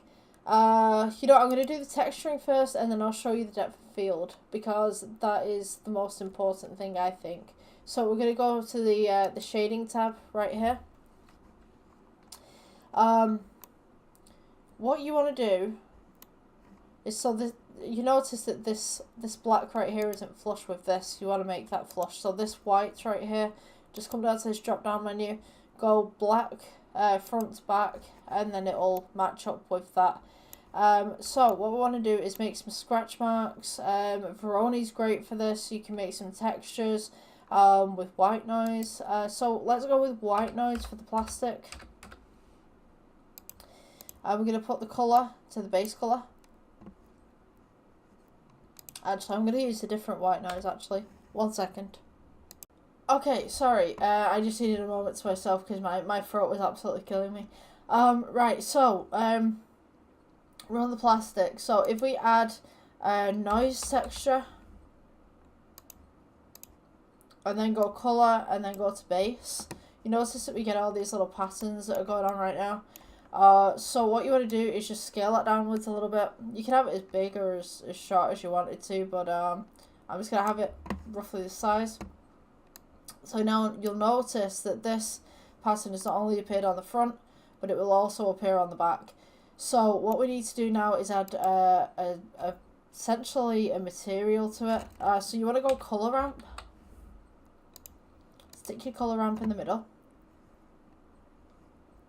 And you'll notice that it's half white, half black right here. If you increase the black, then it'll get rid of most of the white. It'll contrast it.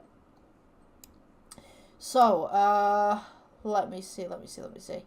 What we want is a bump texture. So add bump. We're going to stick it between the colour and the principles BSDF. Now this is going to give you a little bit of texture going on. So what you want to do is change it from normal to height. And you see that we've got all this on. So I've actually put this in the wrong place. So what you want to do is put your bump, let's see, put your colour to your bump right there. Move your colour ramp down, do a little bit of a switcheroo. Just disconnect that. And then we want to put normal to FAC, disconnect this one, and then colour to base.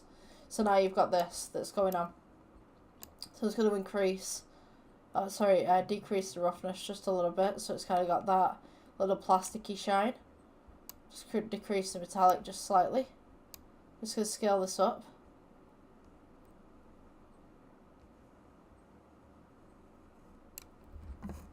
So now we have this this plastic type texture right now. We're just going to increase the roughness just a little bit, I think. Okay, so on this wooden part right here, we're gonna add brick.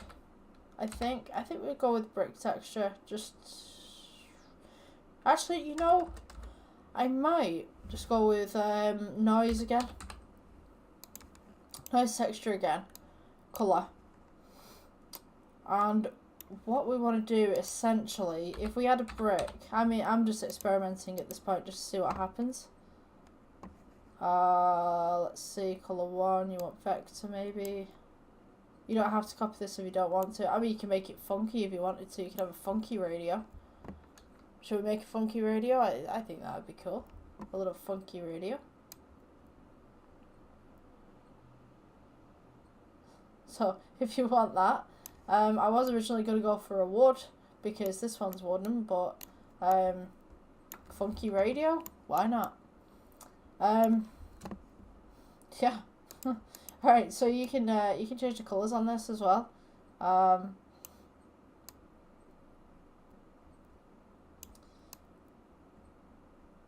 feel like 1960s flowers. That's what it's reminding me of. I'm not from the 1960s, by the way. don't even. No, I'm not that old. Well, I'm sorry if anyone's that age. You're aging with wisdom. You're maturing like a fine wine. We're all doing it slowly. Right, so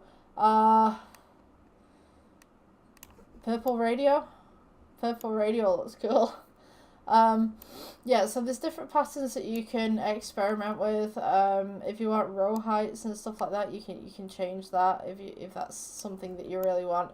But to be honest with you, I'm digging this purple. I really like it. So yeah, if that's something that you want, you can also change the themes and the colours on here as well. Maybe make that a purple dial. Like, something in the back of my mind is going, that is an absolutely horrendous radio. But yeah, that's a theme that you can explore. But I think we should change it back to our original theme, to be honest with you. It is a nice radio, don't get me wrong. You know what, I might actually just save this as a separate file. And then amend it into the, certainly the thumbnail. You know, I actually might do that. I might like, yeah. Okay, I'm going to save this. And then I'm going to make a separate folder. And then I'm going to put it onto the thumbnail. Because this would be cool. I like this. 1 second. Okay, so we're going to go back to this. So our one is the wooden coloured one. So what we're going to do is maybe get rid of this brick texture a little bit. Just decrease the distortion. Would this work? Scale. Kind of.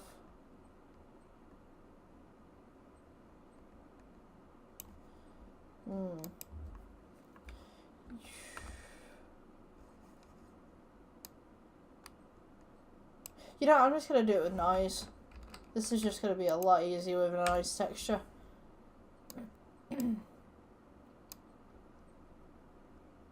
Because you can kind of get some little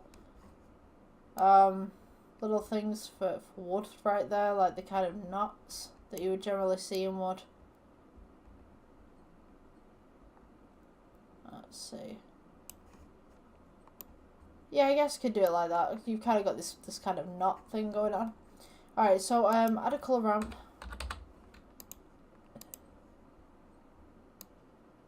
Then we're just going to put brown on this one. Oops.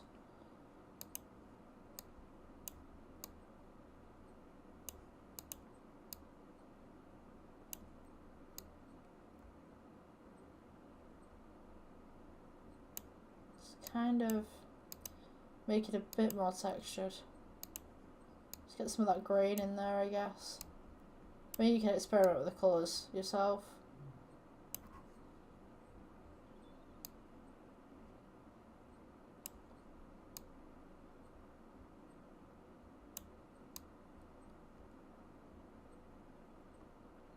I'm going to add a slight bump texture here as well. Watch me make the same mistake. I think it goes right here. It should be height. Whoop. Right, yeah, I got it. Okay, so that's your basic radio kind of thing, I guess. I mean, you can make it shiny if you wanted to. You can make it dull. Slightly metallic. So yeah, we should be left with something that looks like this. I hope you guys enjoyed the tutorial. If you would like to subscribe, follow, depending on what social media you're on, because I got this on TikTok, I got this on YouTube, I got this on Facebook as well, I think. So I'm trying to get all the videos out in one go for each of the websites, but Facebook takes a while to upload and TikTok takes a while to upload. So if you don't reach this tutorial and it's already been done on my YouTube channel, I do apologise for that. It's just the upload speeds aren't great, so I'm trying to get everything out at the moment. But have a great day, and I hope you enjoyed this tutorial. I'll see you guys later. Oh yeah, there's something that I totally forgot with you guys. Depth of field. So when you're making your thumbnails, if you select the camera on the outside, you just go to depth of field.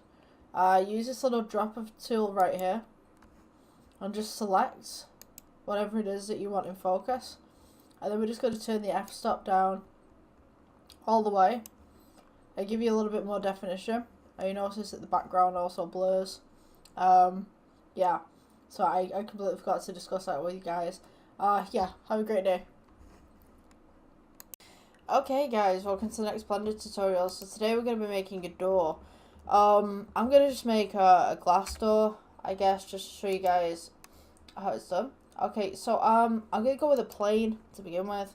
Just going to rotate it by 90 degrees. Just scale it up a little bit so you kind of got a door. I don't know if a shape right there. S to scale, and then I'm just going to bring it up to the plate right here. Okay, so we're going to be making a glass door today. And this is just a basic shape. I'm hoping that you can't hear the person outside who's beeping his horn continuously. I don't know why he's doing it. He's been doing it for the last hour. But yeah, if it's on the audio, I do apologise. So we're going to go into edit mode. I'm just going to go Control R. We're going to half it. Control R, half it again. And then Control R, half it again. Just do that on each side.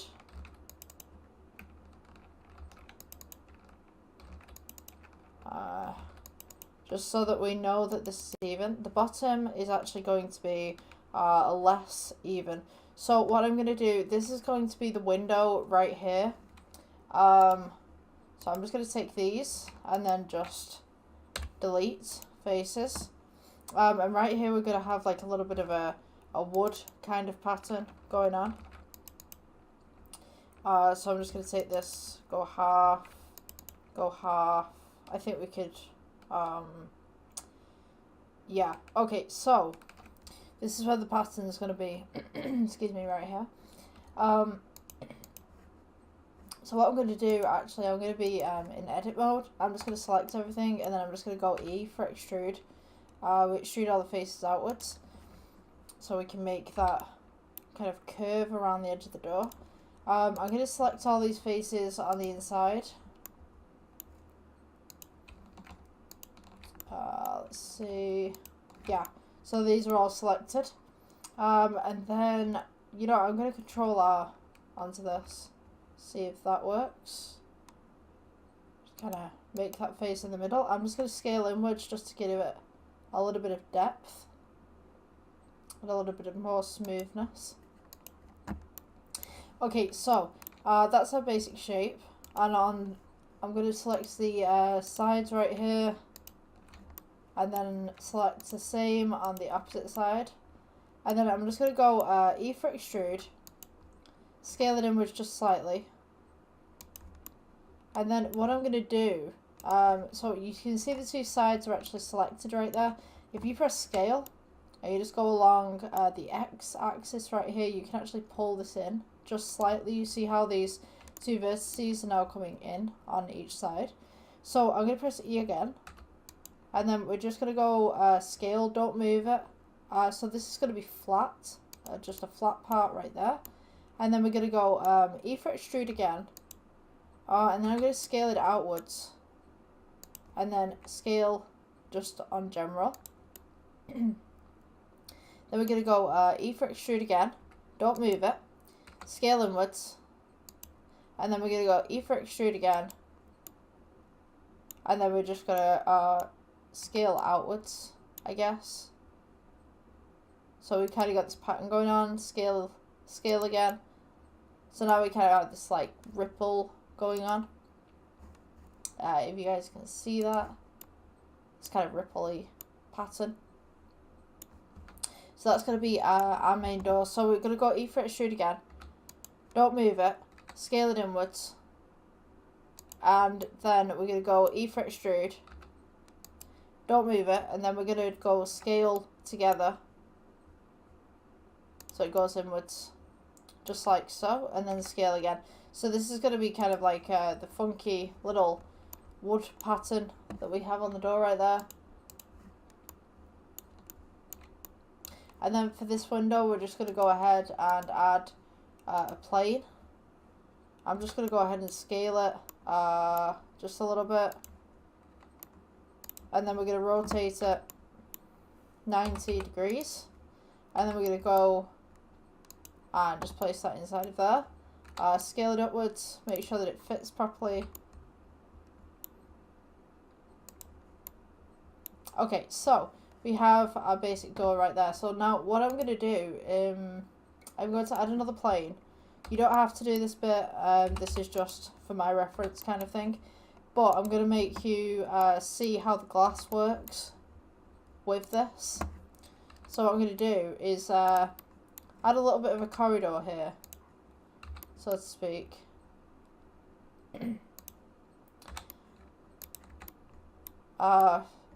Just to basically show you how the light comes through. Watch around the Cycles render engine. So yeah, I'm just going to go ahead, edit the door basically out of it. Let's see, that's roughly the edge of the door there. And then we're going to have the rough edge of the door right here. Rough edge again. Okay, so and I'm going to take this this piece in the middle and I'm just going to delete it. And then I'm going to add a plane for the floor. Okay, so when we put this into the Cycles engine, this is how the lighting's going to look. We've got some intersecting vertices right there. I can fix that in a moment. But this is generally how the lighting's going to be. I think. This is too far forward. It's like, try and get it right there. So, yeah. I don't think the door's thick enough either, so I'm just going to scale this out just a little.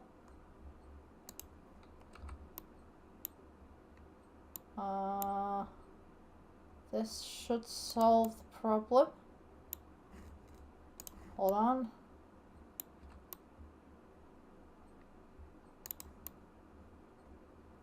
Yeah, okay, this glass isn't in properly.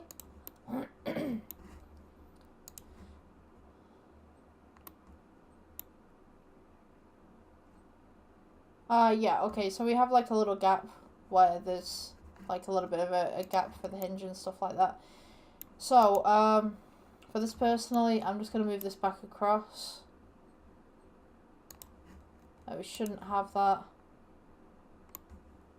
Yeah, okay. So, doing all of the texture work on here, we're going to want to go to the shading tab. Okay, so your shading tab's right up here. Just go to that. We're going to make textures for the door, and also we're going to make this glass work as well. So for the door, I'm just going to go into render mode for the moment. We're just going to click new, add texture, sorry, add for your texture, add texture. White noise. Or you could just add noise texture,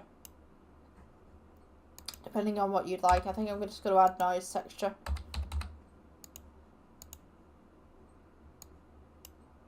There we go. Right. So we're just going to scale this in. This is going to give us a little bit of material to work with, so that we can get some definition on the door. Let's add a bump node just in there. You want to put your colour, if you guys can see, to your height. So now we see that it goes this kind of odd shade of green. So now what we want to do is we want to go ahead and put a colour ramp in here. So just type in colour ramp, and you want to sit that between your bump and your principal BSDF. Now usually doors have kind of a brown tint to them unless they're painted, so you know, whether it's a wooden door or a metal door or whatever like that, you can go ahead and change the colours and the textures on this. So you can go ahead and edit the noise as much as you want. You can also scale it down so that it's got less of a strength as well.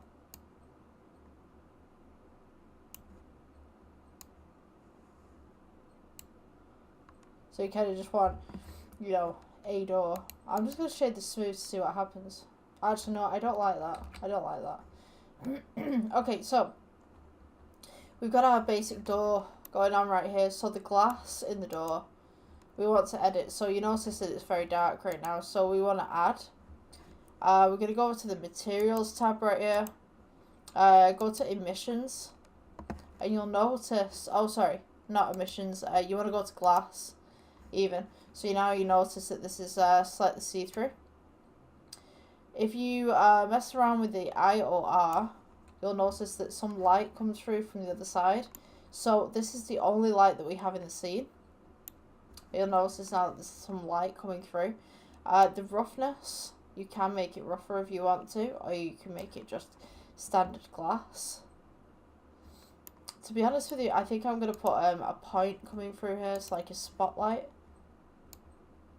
So you guys can kind of see what's going on.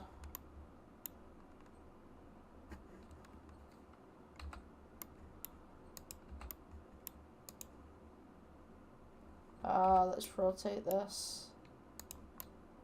Yeah, so we can see like the full door right there. So some light is coming through onto this side. What we're going to do is shadow caustics. We're also going to put the door to shadow caustics as well. So come to object, and then I believe it's shading, and then receive kind of shadow caustics and cast shadow caustics, and then we're going to go ahead and do the same to the glass.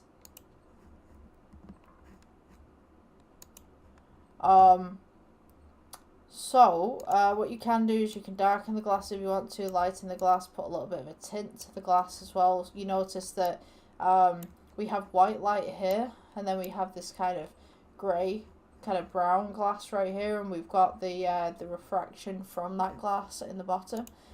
We can have red glass. You get the picture of what's going on here.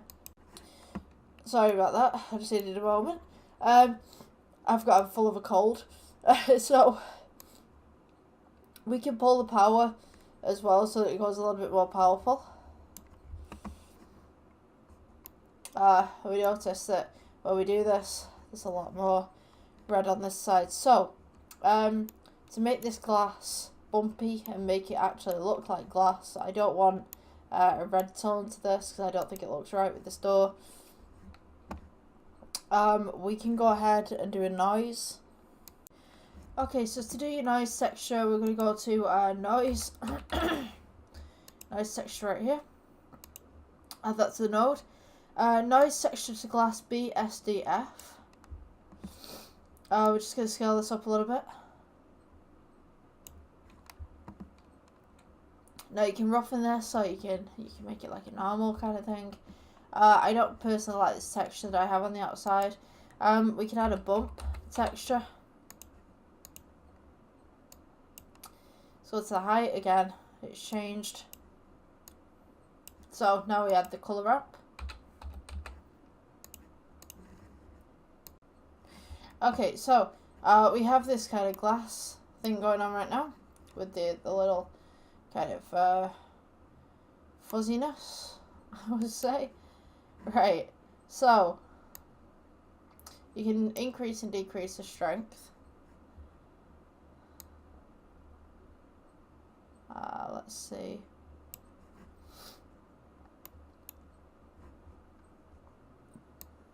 So you got a little bit of roughness going on, you can change that. Let's go with a little bit more white in there.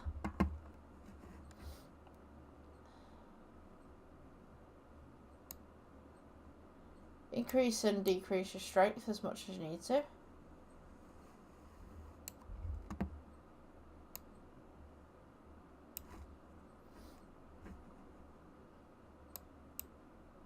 Changes the volume if you'd like to, or you could displace it. You don't have to do this kind of shading tab stuff, but you know, I'm just showing you as an example. Just experiment around with it a little bit, see what works, see what doesn't for you.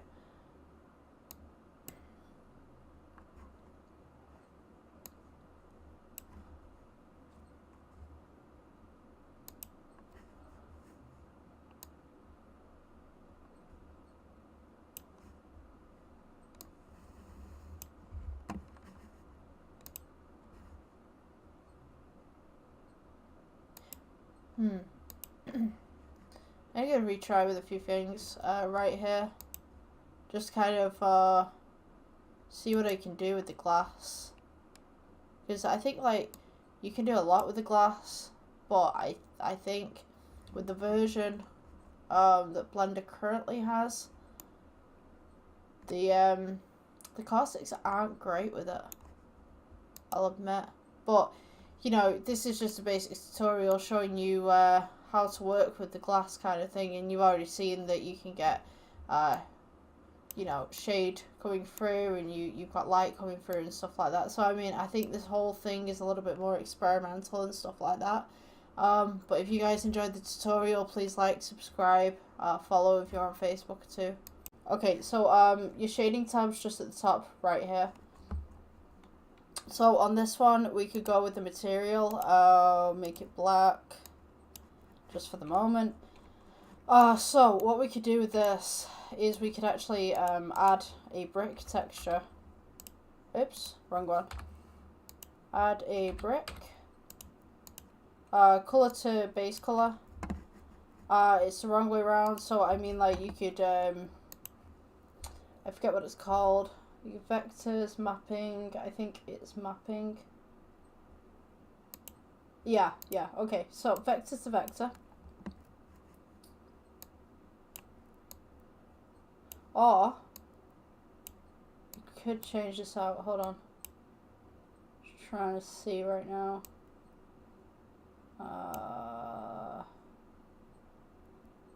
Okay, let's see, mortar. I'm experimenting at this point because, you know, you just try out different things and just see how it works.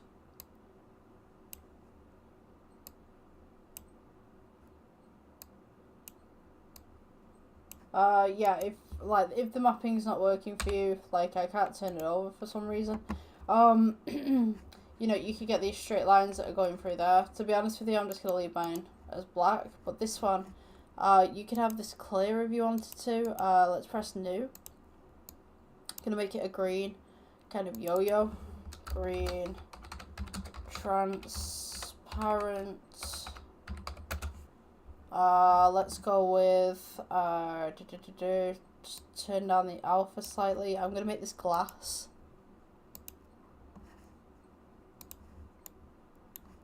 Let's turn down the roughness so we can actually see that. Make it green. That'd be cool. For the string itself, I'm gonna make this black because this is black. Okay, layout. And then we kind of got this really cool kind of basic yo-yo going on. Let's see what this looks like rendered. I'm just gonna go in cycles, and maybe we could add I'm gonna add a plane. You can kind of see that. Bring that down a little bit.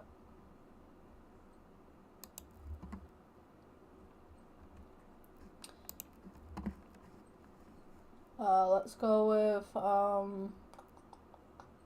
trying to think. Yeah. Let's put the camera to the aligned view as well, so you guys can kind of see that. So it looks like the dog is being walked.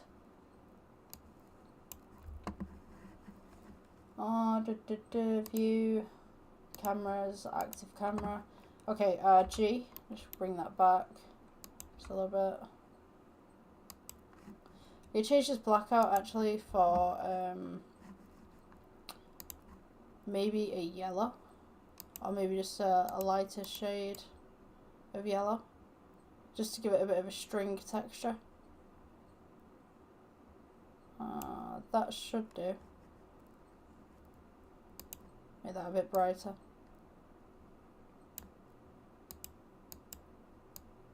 Yeah, okay. So that's our basic yo-yo right there. I'm just going to increase some of the lighting right now. Shadow caustics as well. So you guys can kind of see that a little bit better. And then I'm just going to duplicate the lighting, so you can see a little bit of better shine.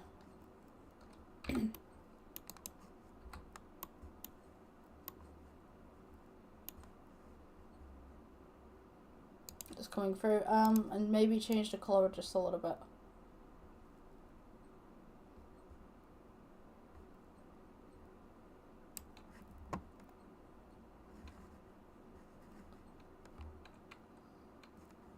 So yeah, I think that's your basic yo-yo in a nutshell. It's kind of a bit of a quick tutorial today. Yeah, because I mean, like, you guys can experiment as much as you want with this. I'll see you guys in the next one. Bye. Okay, welcome guys to the next Blender tutorial. So today we're going to be making a bucket. I mean, it's real simple to make one of these. You just go to add here. I mean, you can go with cylinder, but I'm going to teach you with the circle. So just pick circle out right there. We're just going to scale it outwards. Yeah, screen keys. Alright. So what we're going to do is we're going to go to edit mode. We're just going to press F to fill. E to extrude. I'm just going to put in a side view here so you guys can see. Let's go with that one, so you guys can see where I'm going with this. Okay, so select your top face right here. E for extrude. We're going to go scale outwards just slightly. E for extrude. Scale outwards just slightly. E for extrude. And you're just going to bring it all the way up. E for extrude again, just to give it some vertices. Just going to pull this down here a bit. So E for extrude, and then we are going to go outwards and then come inwards. So just go outwards slightly, E for extrude, outwards slightly, E for extrude, outwards slightly, and then we're going to go E for extrude, keep it where it is, outwards slightly, and then we're going to go down. So E for extrude, E for extrude again, E for extrude.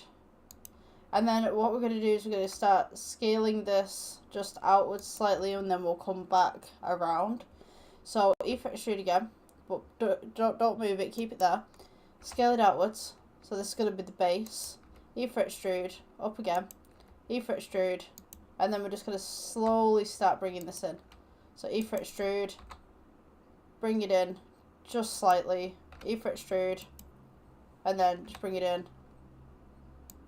E for extrude, keep it where it is, and then scale it inwards. We go to the X-ray mode. We can kind of see what we're doing on the inside now. So you got like this little curve that you've done on the outside. So E for extrude again. We're just going to scale this inwards. and you'll see that I'll be coming by here. E for extrude. Let's go all the way down. E for extrude again. Then E for extrude, scale it inwards.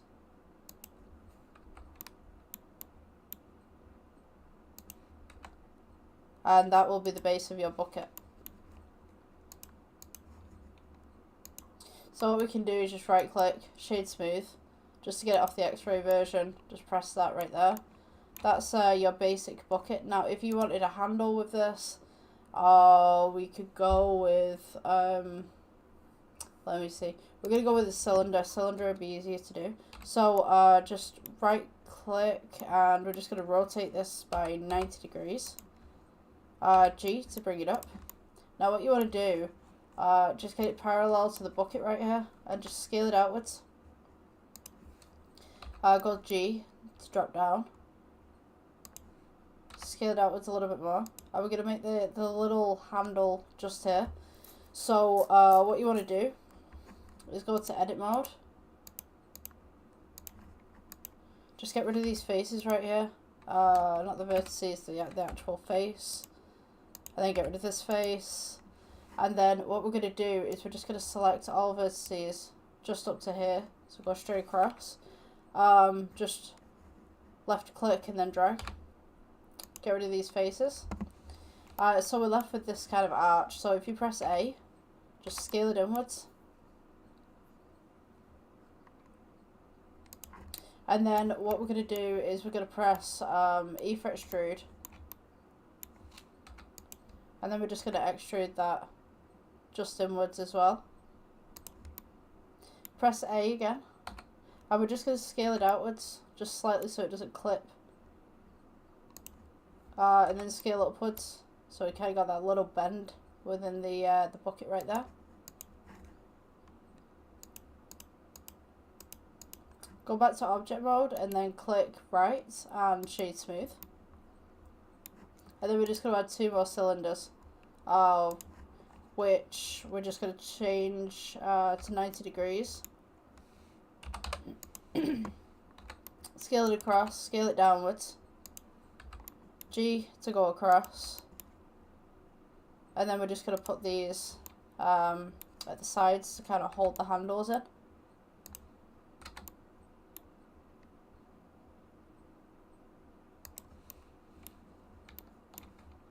Shift D, bring it across. And then you've kind of got this thing where your handles are being held in now. So with this, if you wanted to rotate it, you can rotate across the axis, just like so, and then just bring it down to where you need it to be.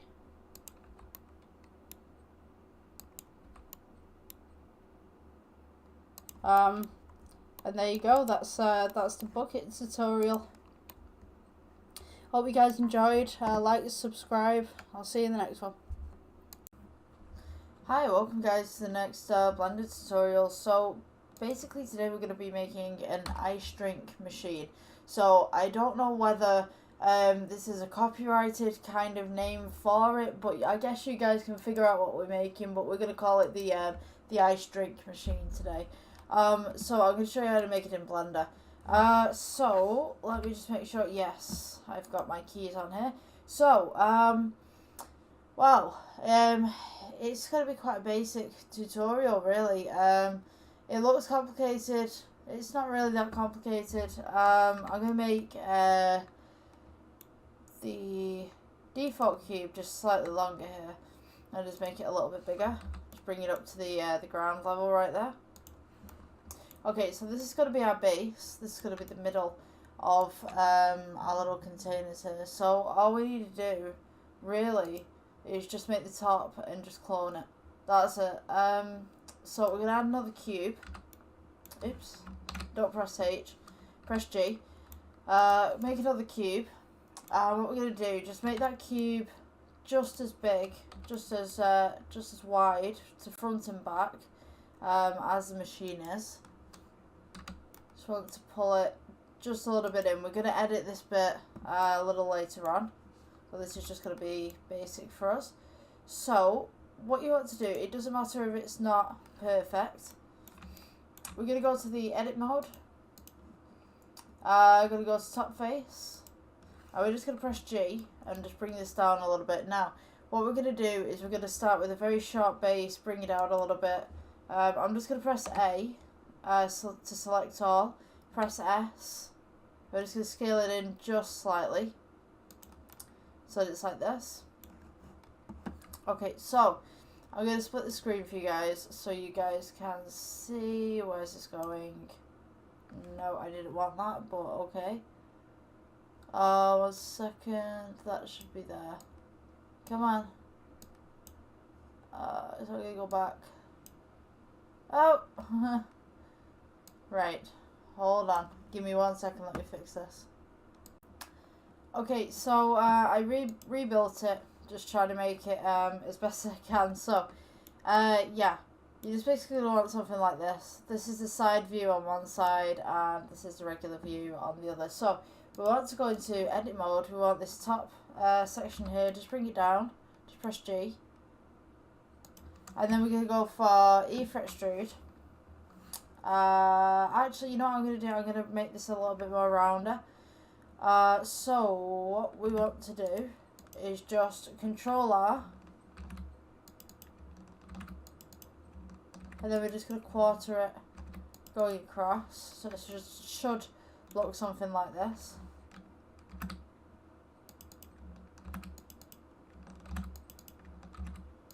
Put the back there. I'm just going to pull in the corners just a little bit.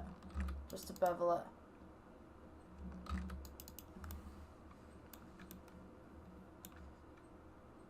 Let me see. Maybe do one more on this side.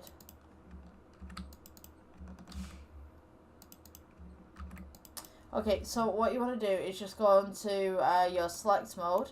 We want to select the edges, and we're going to select all of the 4 corners.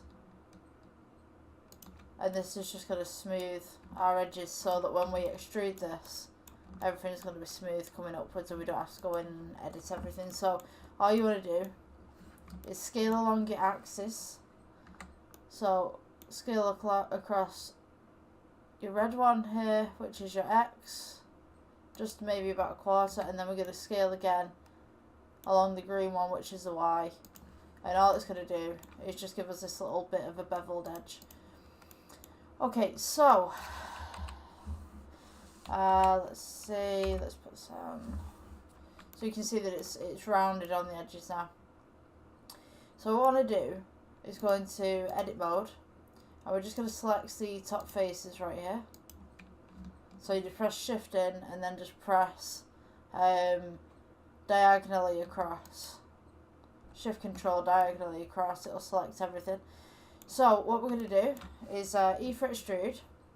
Now the base of these ice drink machines are quite small, and then they kind of come out a little bit, and then they've got the lid that comes in. So you want to just scale this just outwards just slightly, so it's got a little bit of a lip. E to extrude, scale outwards just a little bit, E to extrude, and then we're going to try and scale it outwards this way as well. So just press S for scale, just scale it outwards just to the side just slightly, E for extrude, and then we're going to go E for extrude again, and then we're going to start bringing it in just after we've pulled it out a little bit. E for extrude. Right, at this point we're going to start bringing it in. So we're going to go E for extrude again. Just give it a little bit of a lip. E for extrude. This will be the top of the container. E for extrude again. Just scale that in. And now we're going to start to go into the container. So we're going to go E for extrude. Leave it where it is. Scale inwards. E for extrude again. And we're just going to go down slightly. Scale inwards. E for extrude again. And then E for extrude again. And then we're going to start scaling this and then following the pattern of the tub. So I'm going to put X-ray mode on so you guys can see. So now we're inside of the tub, as you can see. I'm going to go E for extrude, bring this down. Maybe just scale this inwards just a little bit, E for extrude, and just bring it all the way down until you reach the bottom, E for extrude, and then just scale it in just slightly. So you should be left with a tub that looks something like this. Now you'll notice that these faces have extruded out to the side. So what you want to do with that, when you do this, is E for extrude. As soon as you get to this point, you want to start scaling inwards. So you'll notice that it's just coming out of one side. So you're going to need to, instead of scaling inwards collectively, scale inwards from the side. So S, scale inwards, E, and then see that this comes out again. So we're just going to scale inwards, and then E, and then scale. So you should just be left with a little tub that looks like this. Now this doesn't exactly look like a tub. So we're just going to shade this smooth. So right click, shade smooth. And then we're going to make this glass. So go on new. I'm going to go to glass BSDF. Make sure your render engine is in cycles. So go to render, just click cycles. So this should be the front of our little machine, and we notice that it's very cloudy, so we want to go to materials again, take the roughness down, but not too much, just enough so that you can kind of see inwards. So we're going to name this material right here, we're going to say this is the plastic, that's what it should have. Now we're going to make the lids. So to make the lids, we're going to go object mode. I'm just going to take the render off here. And then we're going to add a cube. I think we should add a cube. That would be the best option. So what you want to do is just make sure that your cube matches up with the sides. Scale that inwards. Make it flat. And then we're just going to scale it outwards. Now you can do the same thing with the tub as well, that you did originally, which is taking the corners. So if we just Control R, quarter it down, or half it down if you will.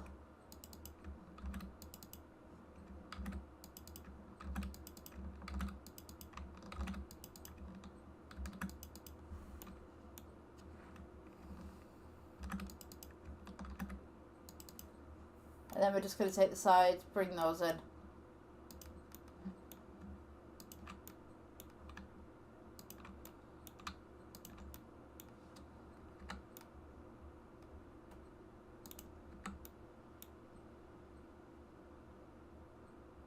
Just make sure it doesn't clip the outside of the tub as well. Select all your faces. Shift Control onto the opposite side, so we can select all those. I'm just going to press G for the moment, and then I'm going to press E for extrude, scaling in just slightly, E for extrude, scale inwards,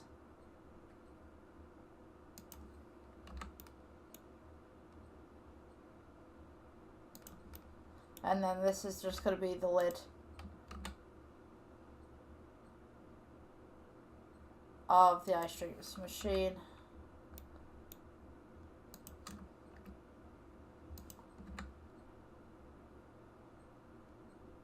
And there we go, that's practically how you do that one, just your tub and stuff like that. I mean, you could add this into, make it black, take the roughness down a little bit, make it a little bit more shiny if you want to. You could add some advertising onto the top of that. So the next bit would be the handles and the turny bits. So it does have a corkscrew on the inside of it, but to be honest with you, I just want to make the outside today. So we're just going to add a cylinder, rotate it by 90 degrees, press G, just bring it up, And then make sure it just sits right on the front right here.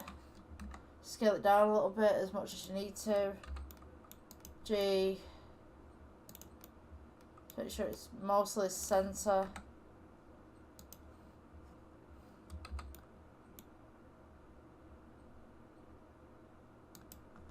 And then we're going to put this one as glass as well.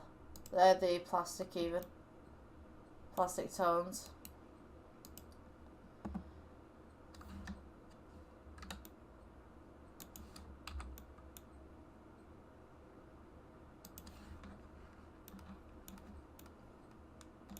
Just make sure that's in the center where you need it.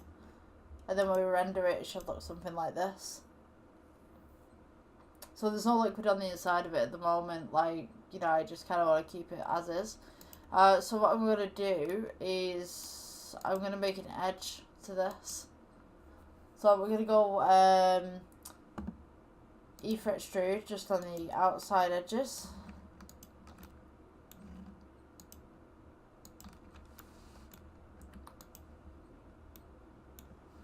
Or you can go scale inwards as well. E for extrude, scale inwards. So all these edges on the side here, we're just going to select them.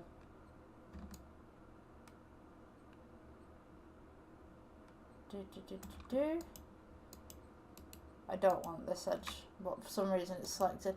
Press plus, press new. We want to assign that to that one, and then this center one right here, we're just going to put this back to plastic, so this is how it should look.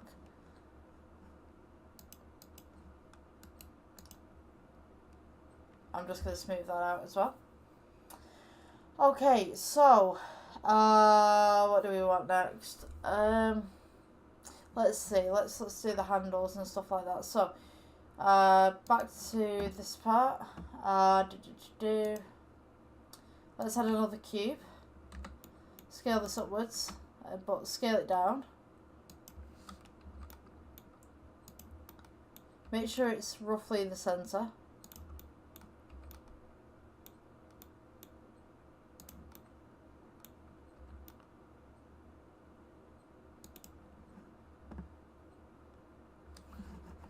Then from here, we're going to make another one.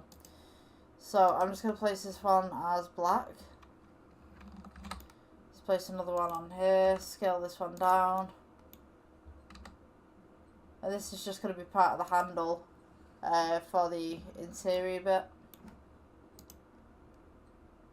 And then I think we'll use, we'll use a cube again. Scale this upwards, scale it down. And this will be the handle.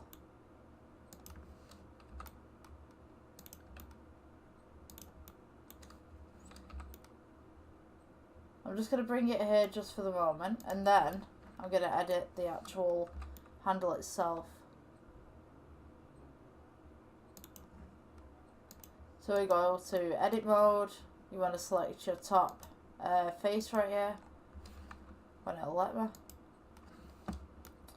Press G to bring it down. E to extrude. Scale it outwards slightly. E to extrude. Scale it outwards slightly. E to extrude. Scale outwards. E to extrude. And then E to extrude again. And then we're just going to start bringing it in a little bit. E to extrude. And there we go. And then just shade it smooth. So now you should be left with something that looks like this. To be honest with you, I'm going to change this one. Put it as the black plastic.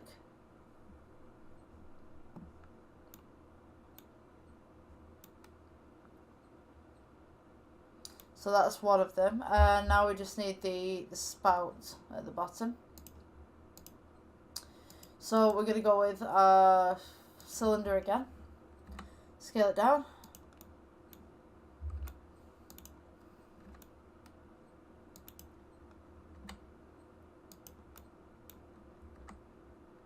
Make that slightly bigger. Now we're just going to place it right underneath.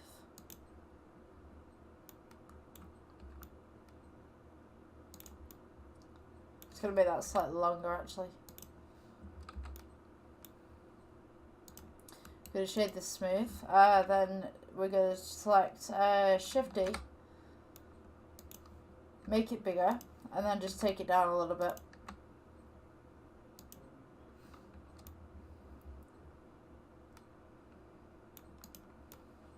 And that should be our basic kind of little part right there. So I'm just going to change this to glass actually. I'm going to go to edit mode, take the bottom face right here, E for extrude, leave it where it is, scale it inwards just slightly, and then E for extrude just to bring it up so it looks like a little tap with an end to it. So then we're going to go with the plastic again.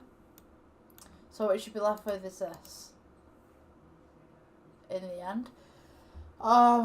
Yeah, so we have that little part right there. If you guys want to add a screw in the middle, you can do. We need a little bit of a tray going on at the bottom, I think, as well. I think I might just have the tray as one kind of unit kind of thing. So we've got all of this right here. So what you want to do is just select everything that you've already made. And we're just going to move it over, just press G, just move it over slightly. And then we're going to go Shift D, and then duplicate it, so that it comes over to this side. And then this square underneath, this kind of default cube, we're just going to adjust it, so that it just fits flushly. And then, magical part, we can make the little tray underneath. So that's your basic shape of everything that should be here. And now we just need to make this tray that's underneath. So just go Shift D, just duplicate this. Then we'll press G, bring it forward, scale it down a little bit.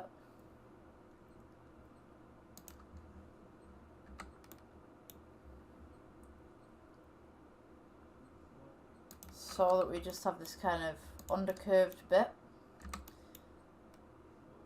just on the edges of the machine.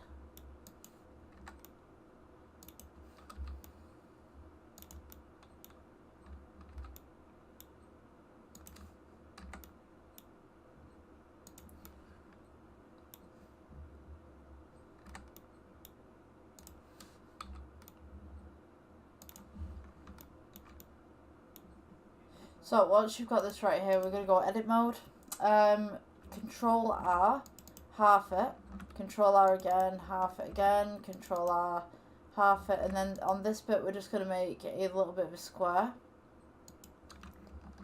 Control R again. You're just going to want to make a little bit of an indent, that's all we're doing. So edit mode, edit mode. E for extrude. E for extrude again, don't move it. Scale it inwards. And then E for extrude just to bring it up a little bit. So you've kind of got this little tray thing that's going on.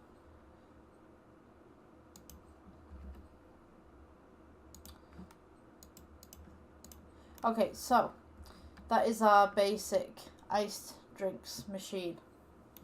That should look like this. So with this bottom one as well, I think I might change this to black. So you've got the same theme of the plastic all the way through as well. You can change the glass if you want to, totally up to you. Just kind of make it less rough, I guess. So you kind of got the plastic going on. So yeah, that's generally how I would do it.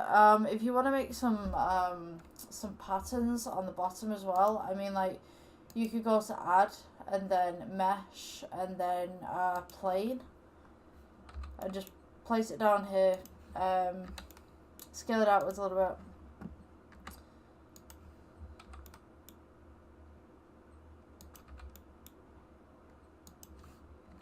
So that it fits this part just flushly.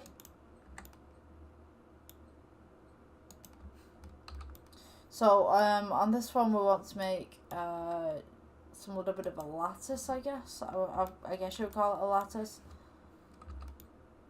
Okay, so go to edit mode, and what we're going to do is we're going to right click, subdivide, subdivide, subdivide, subdivide. Then what we want to do is go to object mode, go to your modifier, I think it is, let's see, wireframe. Yep. Okay, so, and then go to materials and then select the black material that you had for your plastic. And there you go. You've got a little bit of grating going on at the bottom, some extra detail. You can add scratches and bumps to this plastic as well if you'd like. That's just generally in the shading tab at the top. I'm going to have mine smooth. So yeah, that's your basic ice drinks machine. There is a problem with it though, I feel. Yeah, okay, so this kind of moved out the way. So I'm just going to put that back there. I'm going to Shift D, move that over. I don't know why it's done that, but it has. Yeah, so that's your basic iced drinks machine. You can add some liquid in there if you want to. Just basically use a square and make it slightly see-through. I guess I could try and put that in for you guys, just to kind of show you. Also, this middle part here, you could make this silver if you wanted to. Let's see, can I do this? Make this just slightly silver. I think that's okay. I'm just going to add a plane underneath it. Can I get some depth going on? Yeah, so you can see the silver is now slightly reflective just on that side. Let's see, I'm going to add, actually, maybe some liquid just on the inside of it. Just use the X-ray mode and get something in here.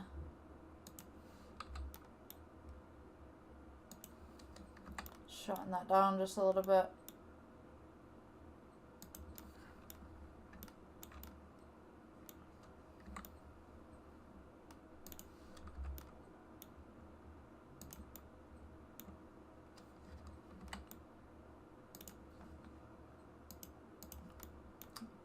Yeah, I'm just going to do some little bit of edits here so it looks more genuine.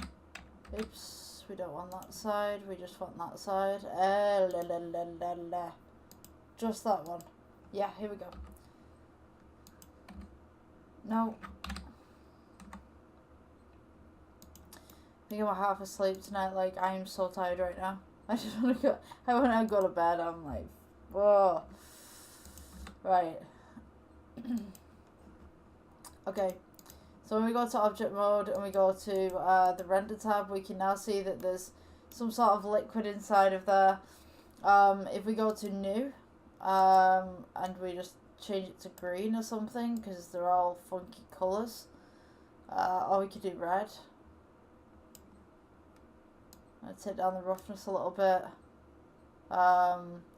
Just pull the OCR a little bit more as well. Makes it slightly invisible so that you can see that the machine's kind of full. Then we can go Shift D, duplicate that over,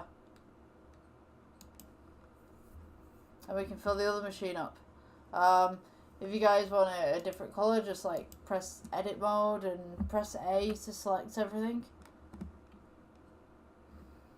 If it'll let me. Yeah, A to select everything, press plus, press a sign, and then choose a different colour. So you get it like that. You can also take the top here, if I can get it, press G, and just bring that up slightly so one's more full than the other. And there you go, that's your basic ice drinks machine, so to speak. Quote unquote ice drinks machine. I hope you guys enjoyed the tutorial. If you guys are on Facebook, give me a follow. If you're on YouTube, you know what to do. Subscribe, hit that bell button so the next tutorial will come out for you. Yeah, I'll see you guys in the next one. Bye. Okay, welcome to the next tutorial, guys. So today I'm going to be teaching you how to make a pencil. So what you want to do is go to edit mode.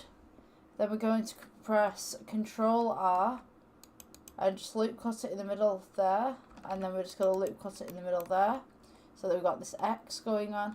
We're going to go ahead and select the side vertices right here. So we're going to go 1, 2, don't forget to hold down Shift, 3 and 4, and then we're just going to press scale, but we're going to hold it so that it goes across the X-axis, and then we're going to go ahead and press S again for scale, and then go across the Y-axis.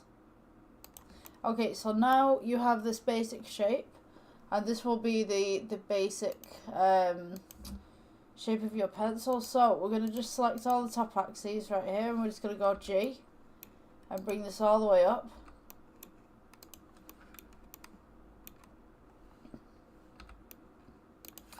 And then what we're going to do is we're going to make the tip of the pencil right here. So we're going to go E for extrude. And then we're just going to scale it in just slightly. E for extrude. Scale it inwards. We're just going to go downwards just slightly. So this is the part that's been kind of chopped off as you've sharpened it. I'm just going to press shade smooth right there. And then to add the pointed bit, we're just going to add a cone. Press G, bring it upwards, and then we're going to scale it just as such, so it looks like it's been sharpened. And then we're just going to take this and just scale it outwards so that it just fits your shape. Scale it downwards just slightly.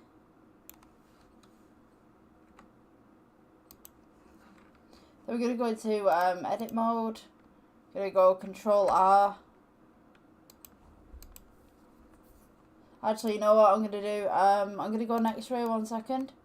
I'm just going to select the space right here. Going to press G, bring it up.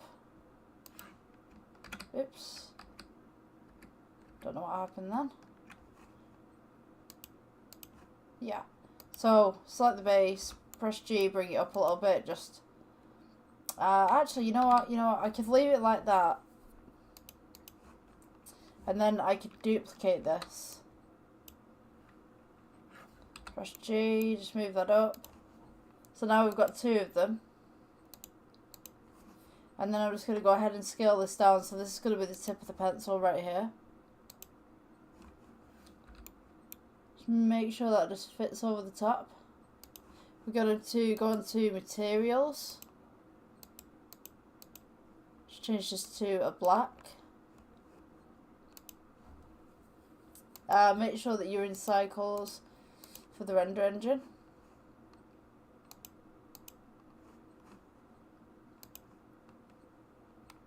So it's going to be a black base colour. For some reason isn't changing to black, but and then this base colour here, let's see, I'm just select the lights in here so you guys can see a little better. We'll place this as a sun.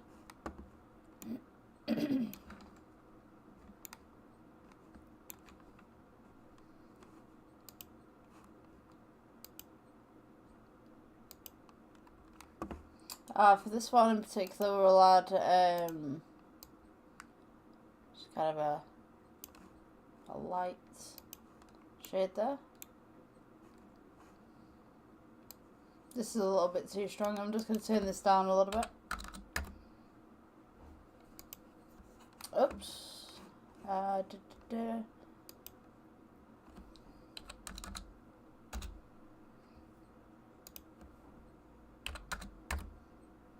So now we can see that we've got the shade going on. So the piece that's underneath just needs to come out on top. Just scale it outwards a little bit. Should be able to see that. So this is the basic pencil shape. We're going to shade these smooth.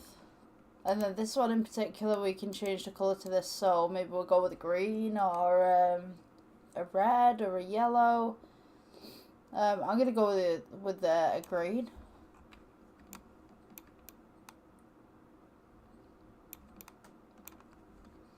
Scale that just downwards, just slightly.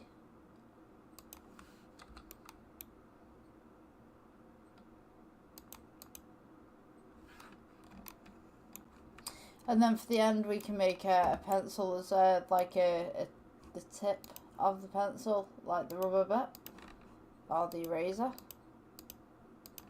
So just go E for extrude, scale it outwards just slightly, and then E for extrude, and then E for extrude again, scale inwards, and then E for extrude, and then we can go E for extrude again, scale inwards, E for extrude, scale inwards, and that will be the eraser part. So if I just put this onto the side and then press X-ray, I can take this part, let's see, press plus, new, change that to a red material, click assign. This part here that's in the middle, we could do plus, click new, assign, and then we want to make this just a deeper grey and then make it more metallic. And there's your basic pencil that you can use in whatever projects that you want. If you want to add to it, feel free. Like, subscribe. I'll see you in the next one, guys. Okay guys, welcome to the next Blender tutorial. So we're going to be looking at wireframing today. So I'm just going to press Shift D and just duplicate the default cube right here. I'm just going to show you a few tricks that you can do with the wireframing and stuff. Okay, so Shift D again, and then we're going to go with a Shift D again. So we're going to click the first cube right here. If we go into edit mode, and we go to the modifiers right here, and we just go wireframe. Just type in wireframe right there. And then if we go to the rendered mode, you can see that we now have a wireframe working for us. Now, the second cube in particular, what I'm going to do is I'm going to Control R. Actually, no, what I'm going to do is I'm going to subdivide it. And then we're going to go to the modifier, which is the wireframe. And then we should have a wireframe on here if we go to object mode. So there's one subdivision. If we go to the third one and press edit, I'm going to click right, subdivide again, and then subdivide again. Add modifier, wireframe.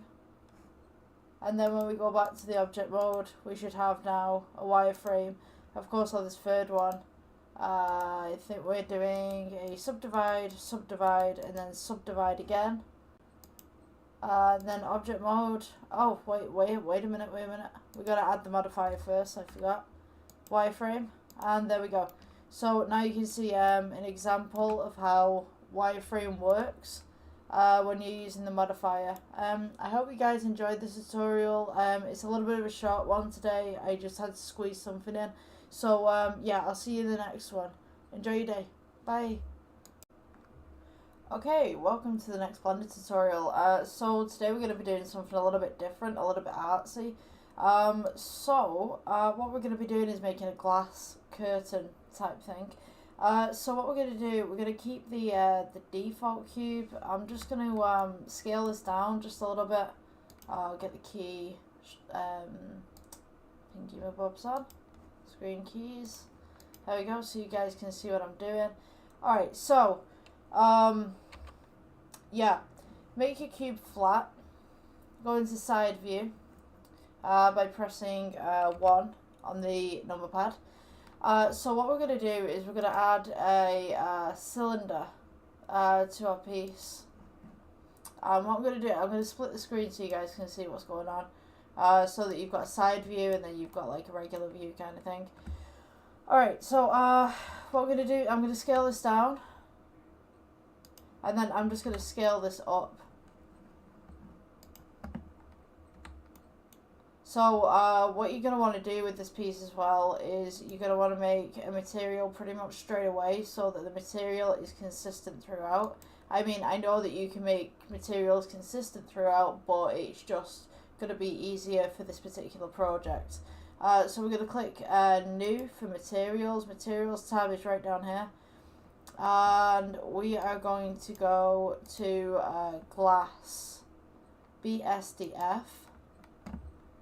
Make sure that your render engine right up here is in Cycles, because this is a Cycles tutorial. So now we can see that we've got this kind of glass rod going on. So what we're going to do is go back to Material. We're going to turn the roughness down so it's got some sort of clearness. I mean, you can make it a little bit rough if you want to. That's totally up to you, your projects, whatever you want to do.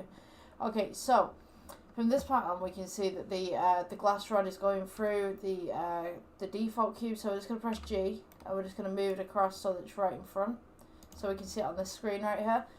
Alright, so I'm just going to press N just to get rid of that. Press S to just scale it down a little bit.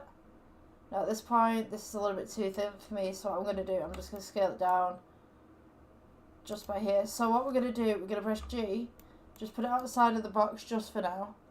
And then press, this will be our default kind of tubing, our little default glass tube. So what we want to do is we want to duplicate this default glass tube, and then we can use the duplicates to make the art pattern, and if we make a mistake, we've always got the default that's at the side. So Shift D to duplicate, and this is going to be our canvas. So what we want to do, we want to get all these glass rods within this canvas. So I'm just going to shrink this one down. I'm going to rotate it just slightly. And then all we're going to do, I mean, you can look at this from the side view as well. If you want to layer them, or you want them to actually interact and kind of clash together, it's totally up to you. For me, I like to kind of layer them a little bit. So, yeah. I'll just show you that right now. I'm just going to go on X-ray view just here. Right, it's okay. We got our first glass rod. What we're going to do, we're going to go to Shift D, duplicate, just bring it over. Don't go outside of this box. Shift D, duplicate. Shift D again. Maybe I'll have some for this. I want to make it a little bit funky, so I'm just going to rotate this a little bit. Now you can see these vertices are interacting right here. So what I'm going to do, I'm just going to pull this one forward so it looks like it's just stacked on top. So something else that you can also notice as well is that these objects right now aren't smooth. So you can go ahead and smooth them out if you want to. So you just right click and then shade smooth. And then just right click and shade smooth, right click, shade smooth. So now we want to go and take this. And I'm just going to duplicate again. And maybe bring this over just to here. And then I'm going to do duplicate again. But then I'm going to rotate this into a different direction. So it's kind of really funky kind of looking. And then I'm just going to bring it out again, so that these don't clash. It's better to layer these, really, as you're doing them. Just make sure that you're keeping them roughly on the canvas. Okay, so I'm just going to pull this up again. Maybe move this across.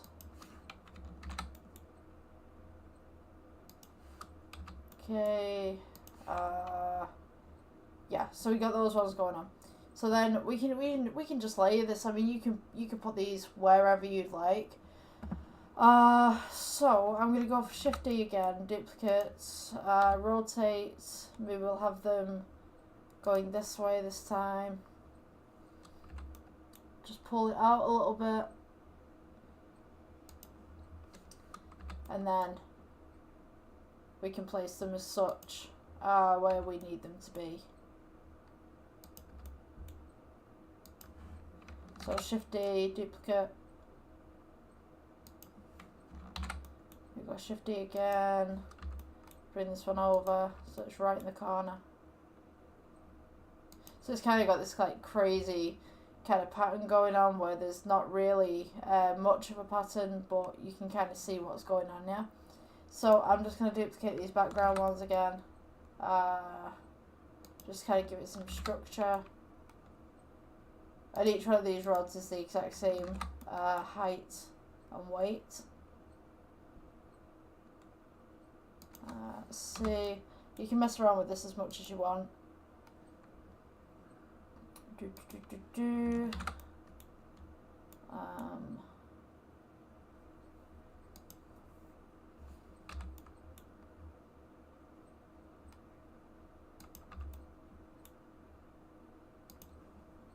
Yeah, I think that looks pretty good. Okay, so what we're going to do is remove the default cube off the back, and now we've got this kind of funky pattern going on. If I press the render, you can kind of see the glass shade coming through right here. So what we want to do is we want to make this into kind of a curtain. So what we're going to do is just remove your default one, delete it, select everything. We're going to go Shift D, move it down, and you notice that the squares just on the side here. So I mean, you can put this really anywhere. And then we're going to go Shift D, just duplicate it across.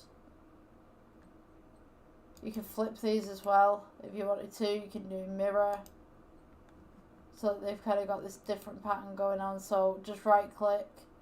You can turn them upside down, flip them round, whatever like that. And then we're just going to duplicate those ones, and then just continue Shift D, Shift D, Shift D, Shift D. For how many ever you want, or how big you want it. So we now have this kind of glass curtain going on. This kind of artsy glass curtain. And I'm just going to render this out. You see we got it there. Right, I'm just going to add a plane in here. Scale that up so you guys can see it a little better. And then what I'm going to do, I'm going to get rid of the lights. So I just move this to the side right here so you guys can see. Yeah, I'm going to delete that light. I'm going to get in some different lights in here. I like to use emissions. Emissions are great for this. Just scale this up. G to move it. And we're going to go to Materials tab. Go for Emission. And then you can change the colour of the emission. So I'm going to go with blue. Just rotate this in.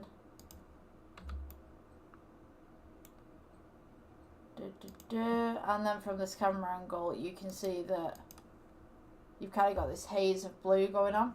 So I don't think that's strong enough for what we need it for, but there you go. You've got this kind of haze around the glass now. You can put little struts in between if you like as well. This is just a rough example, so I'm going to put some other lighting on here as well, just so that you can see what we're kind of working with here. Just turn that around, pull that back there.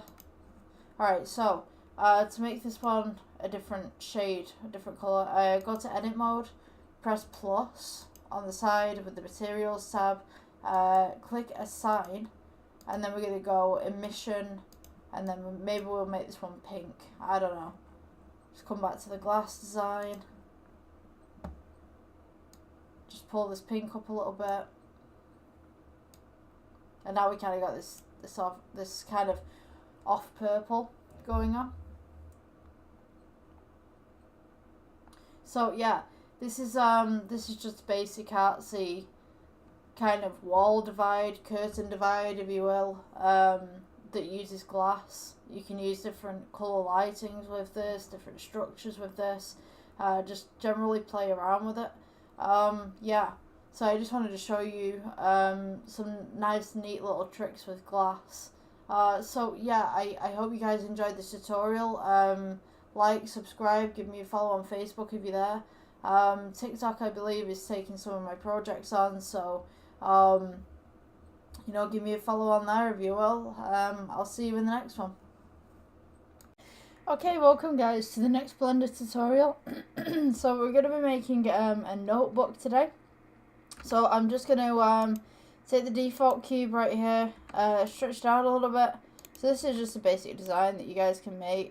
Just going to scale that in.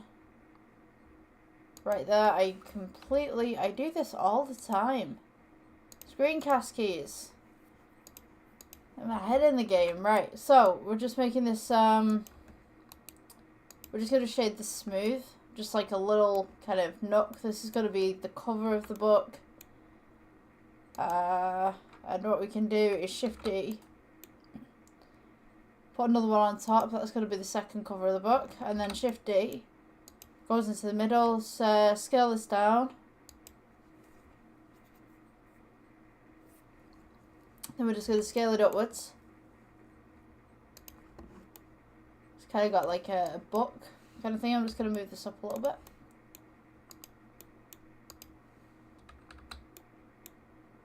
Anything going on? Okay, so I'm just going to scale this just upwards slightly and then just bring it across a little bit. Okay, so that is the premise of our basic notebook.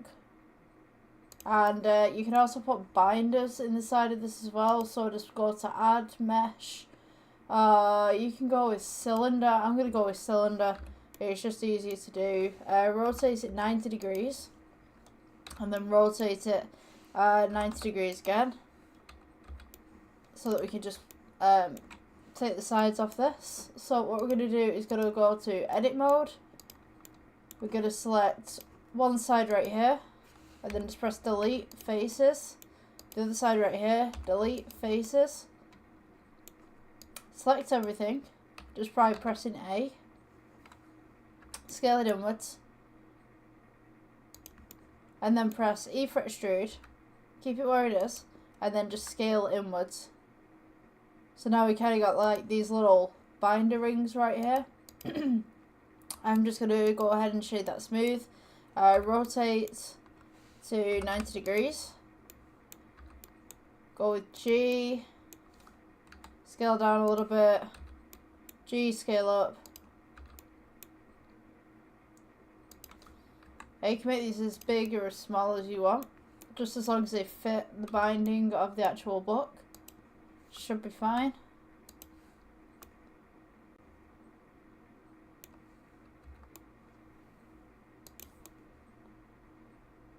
Yep. Okay, so now what we want to do is we just want to duplicate this a good number of times. So just Shift D, go across one axis, press 1. Shift D, go across this axis, press 1. Shift D, go across this axis, press 1. And then for this one, what we're going to do is Shift D, go across this axis, and we're going to go -1. And then we're going to go Shift D, go across this axis again, -1. And then Shift D, go across this axis again, and -1. You can also add text to the front of here as well, by going to the add. And then we're going to go to text. So you see that it pops up right here. So if you press G and just bring it up a little bit, you want to go rotate and then just press 90. Press G just to move it across. And to edit the text, we're going to go to edit mode. Just delete what's there and then just put notebook. So you notice at the moment you can't see it. So you're going to go to the text right here. And then we want to go to, you can go to different fonts right here. Let me see. Space geometry. You can extrude this just a little bit so that it comes onto the top of the book. Just press G, just move it upwards. And there you have it. There is your basic notebook. I hope you guys enjoyed. Please like, subscribe. Unfortunately, I couldn't get the camera on today because for some reason it's not working. Yeah, I'll see you in the next one.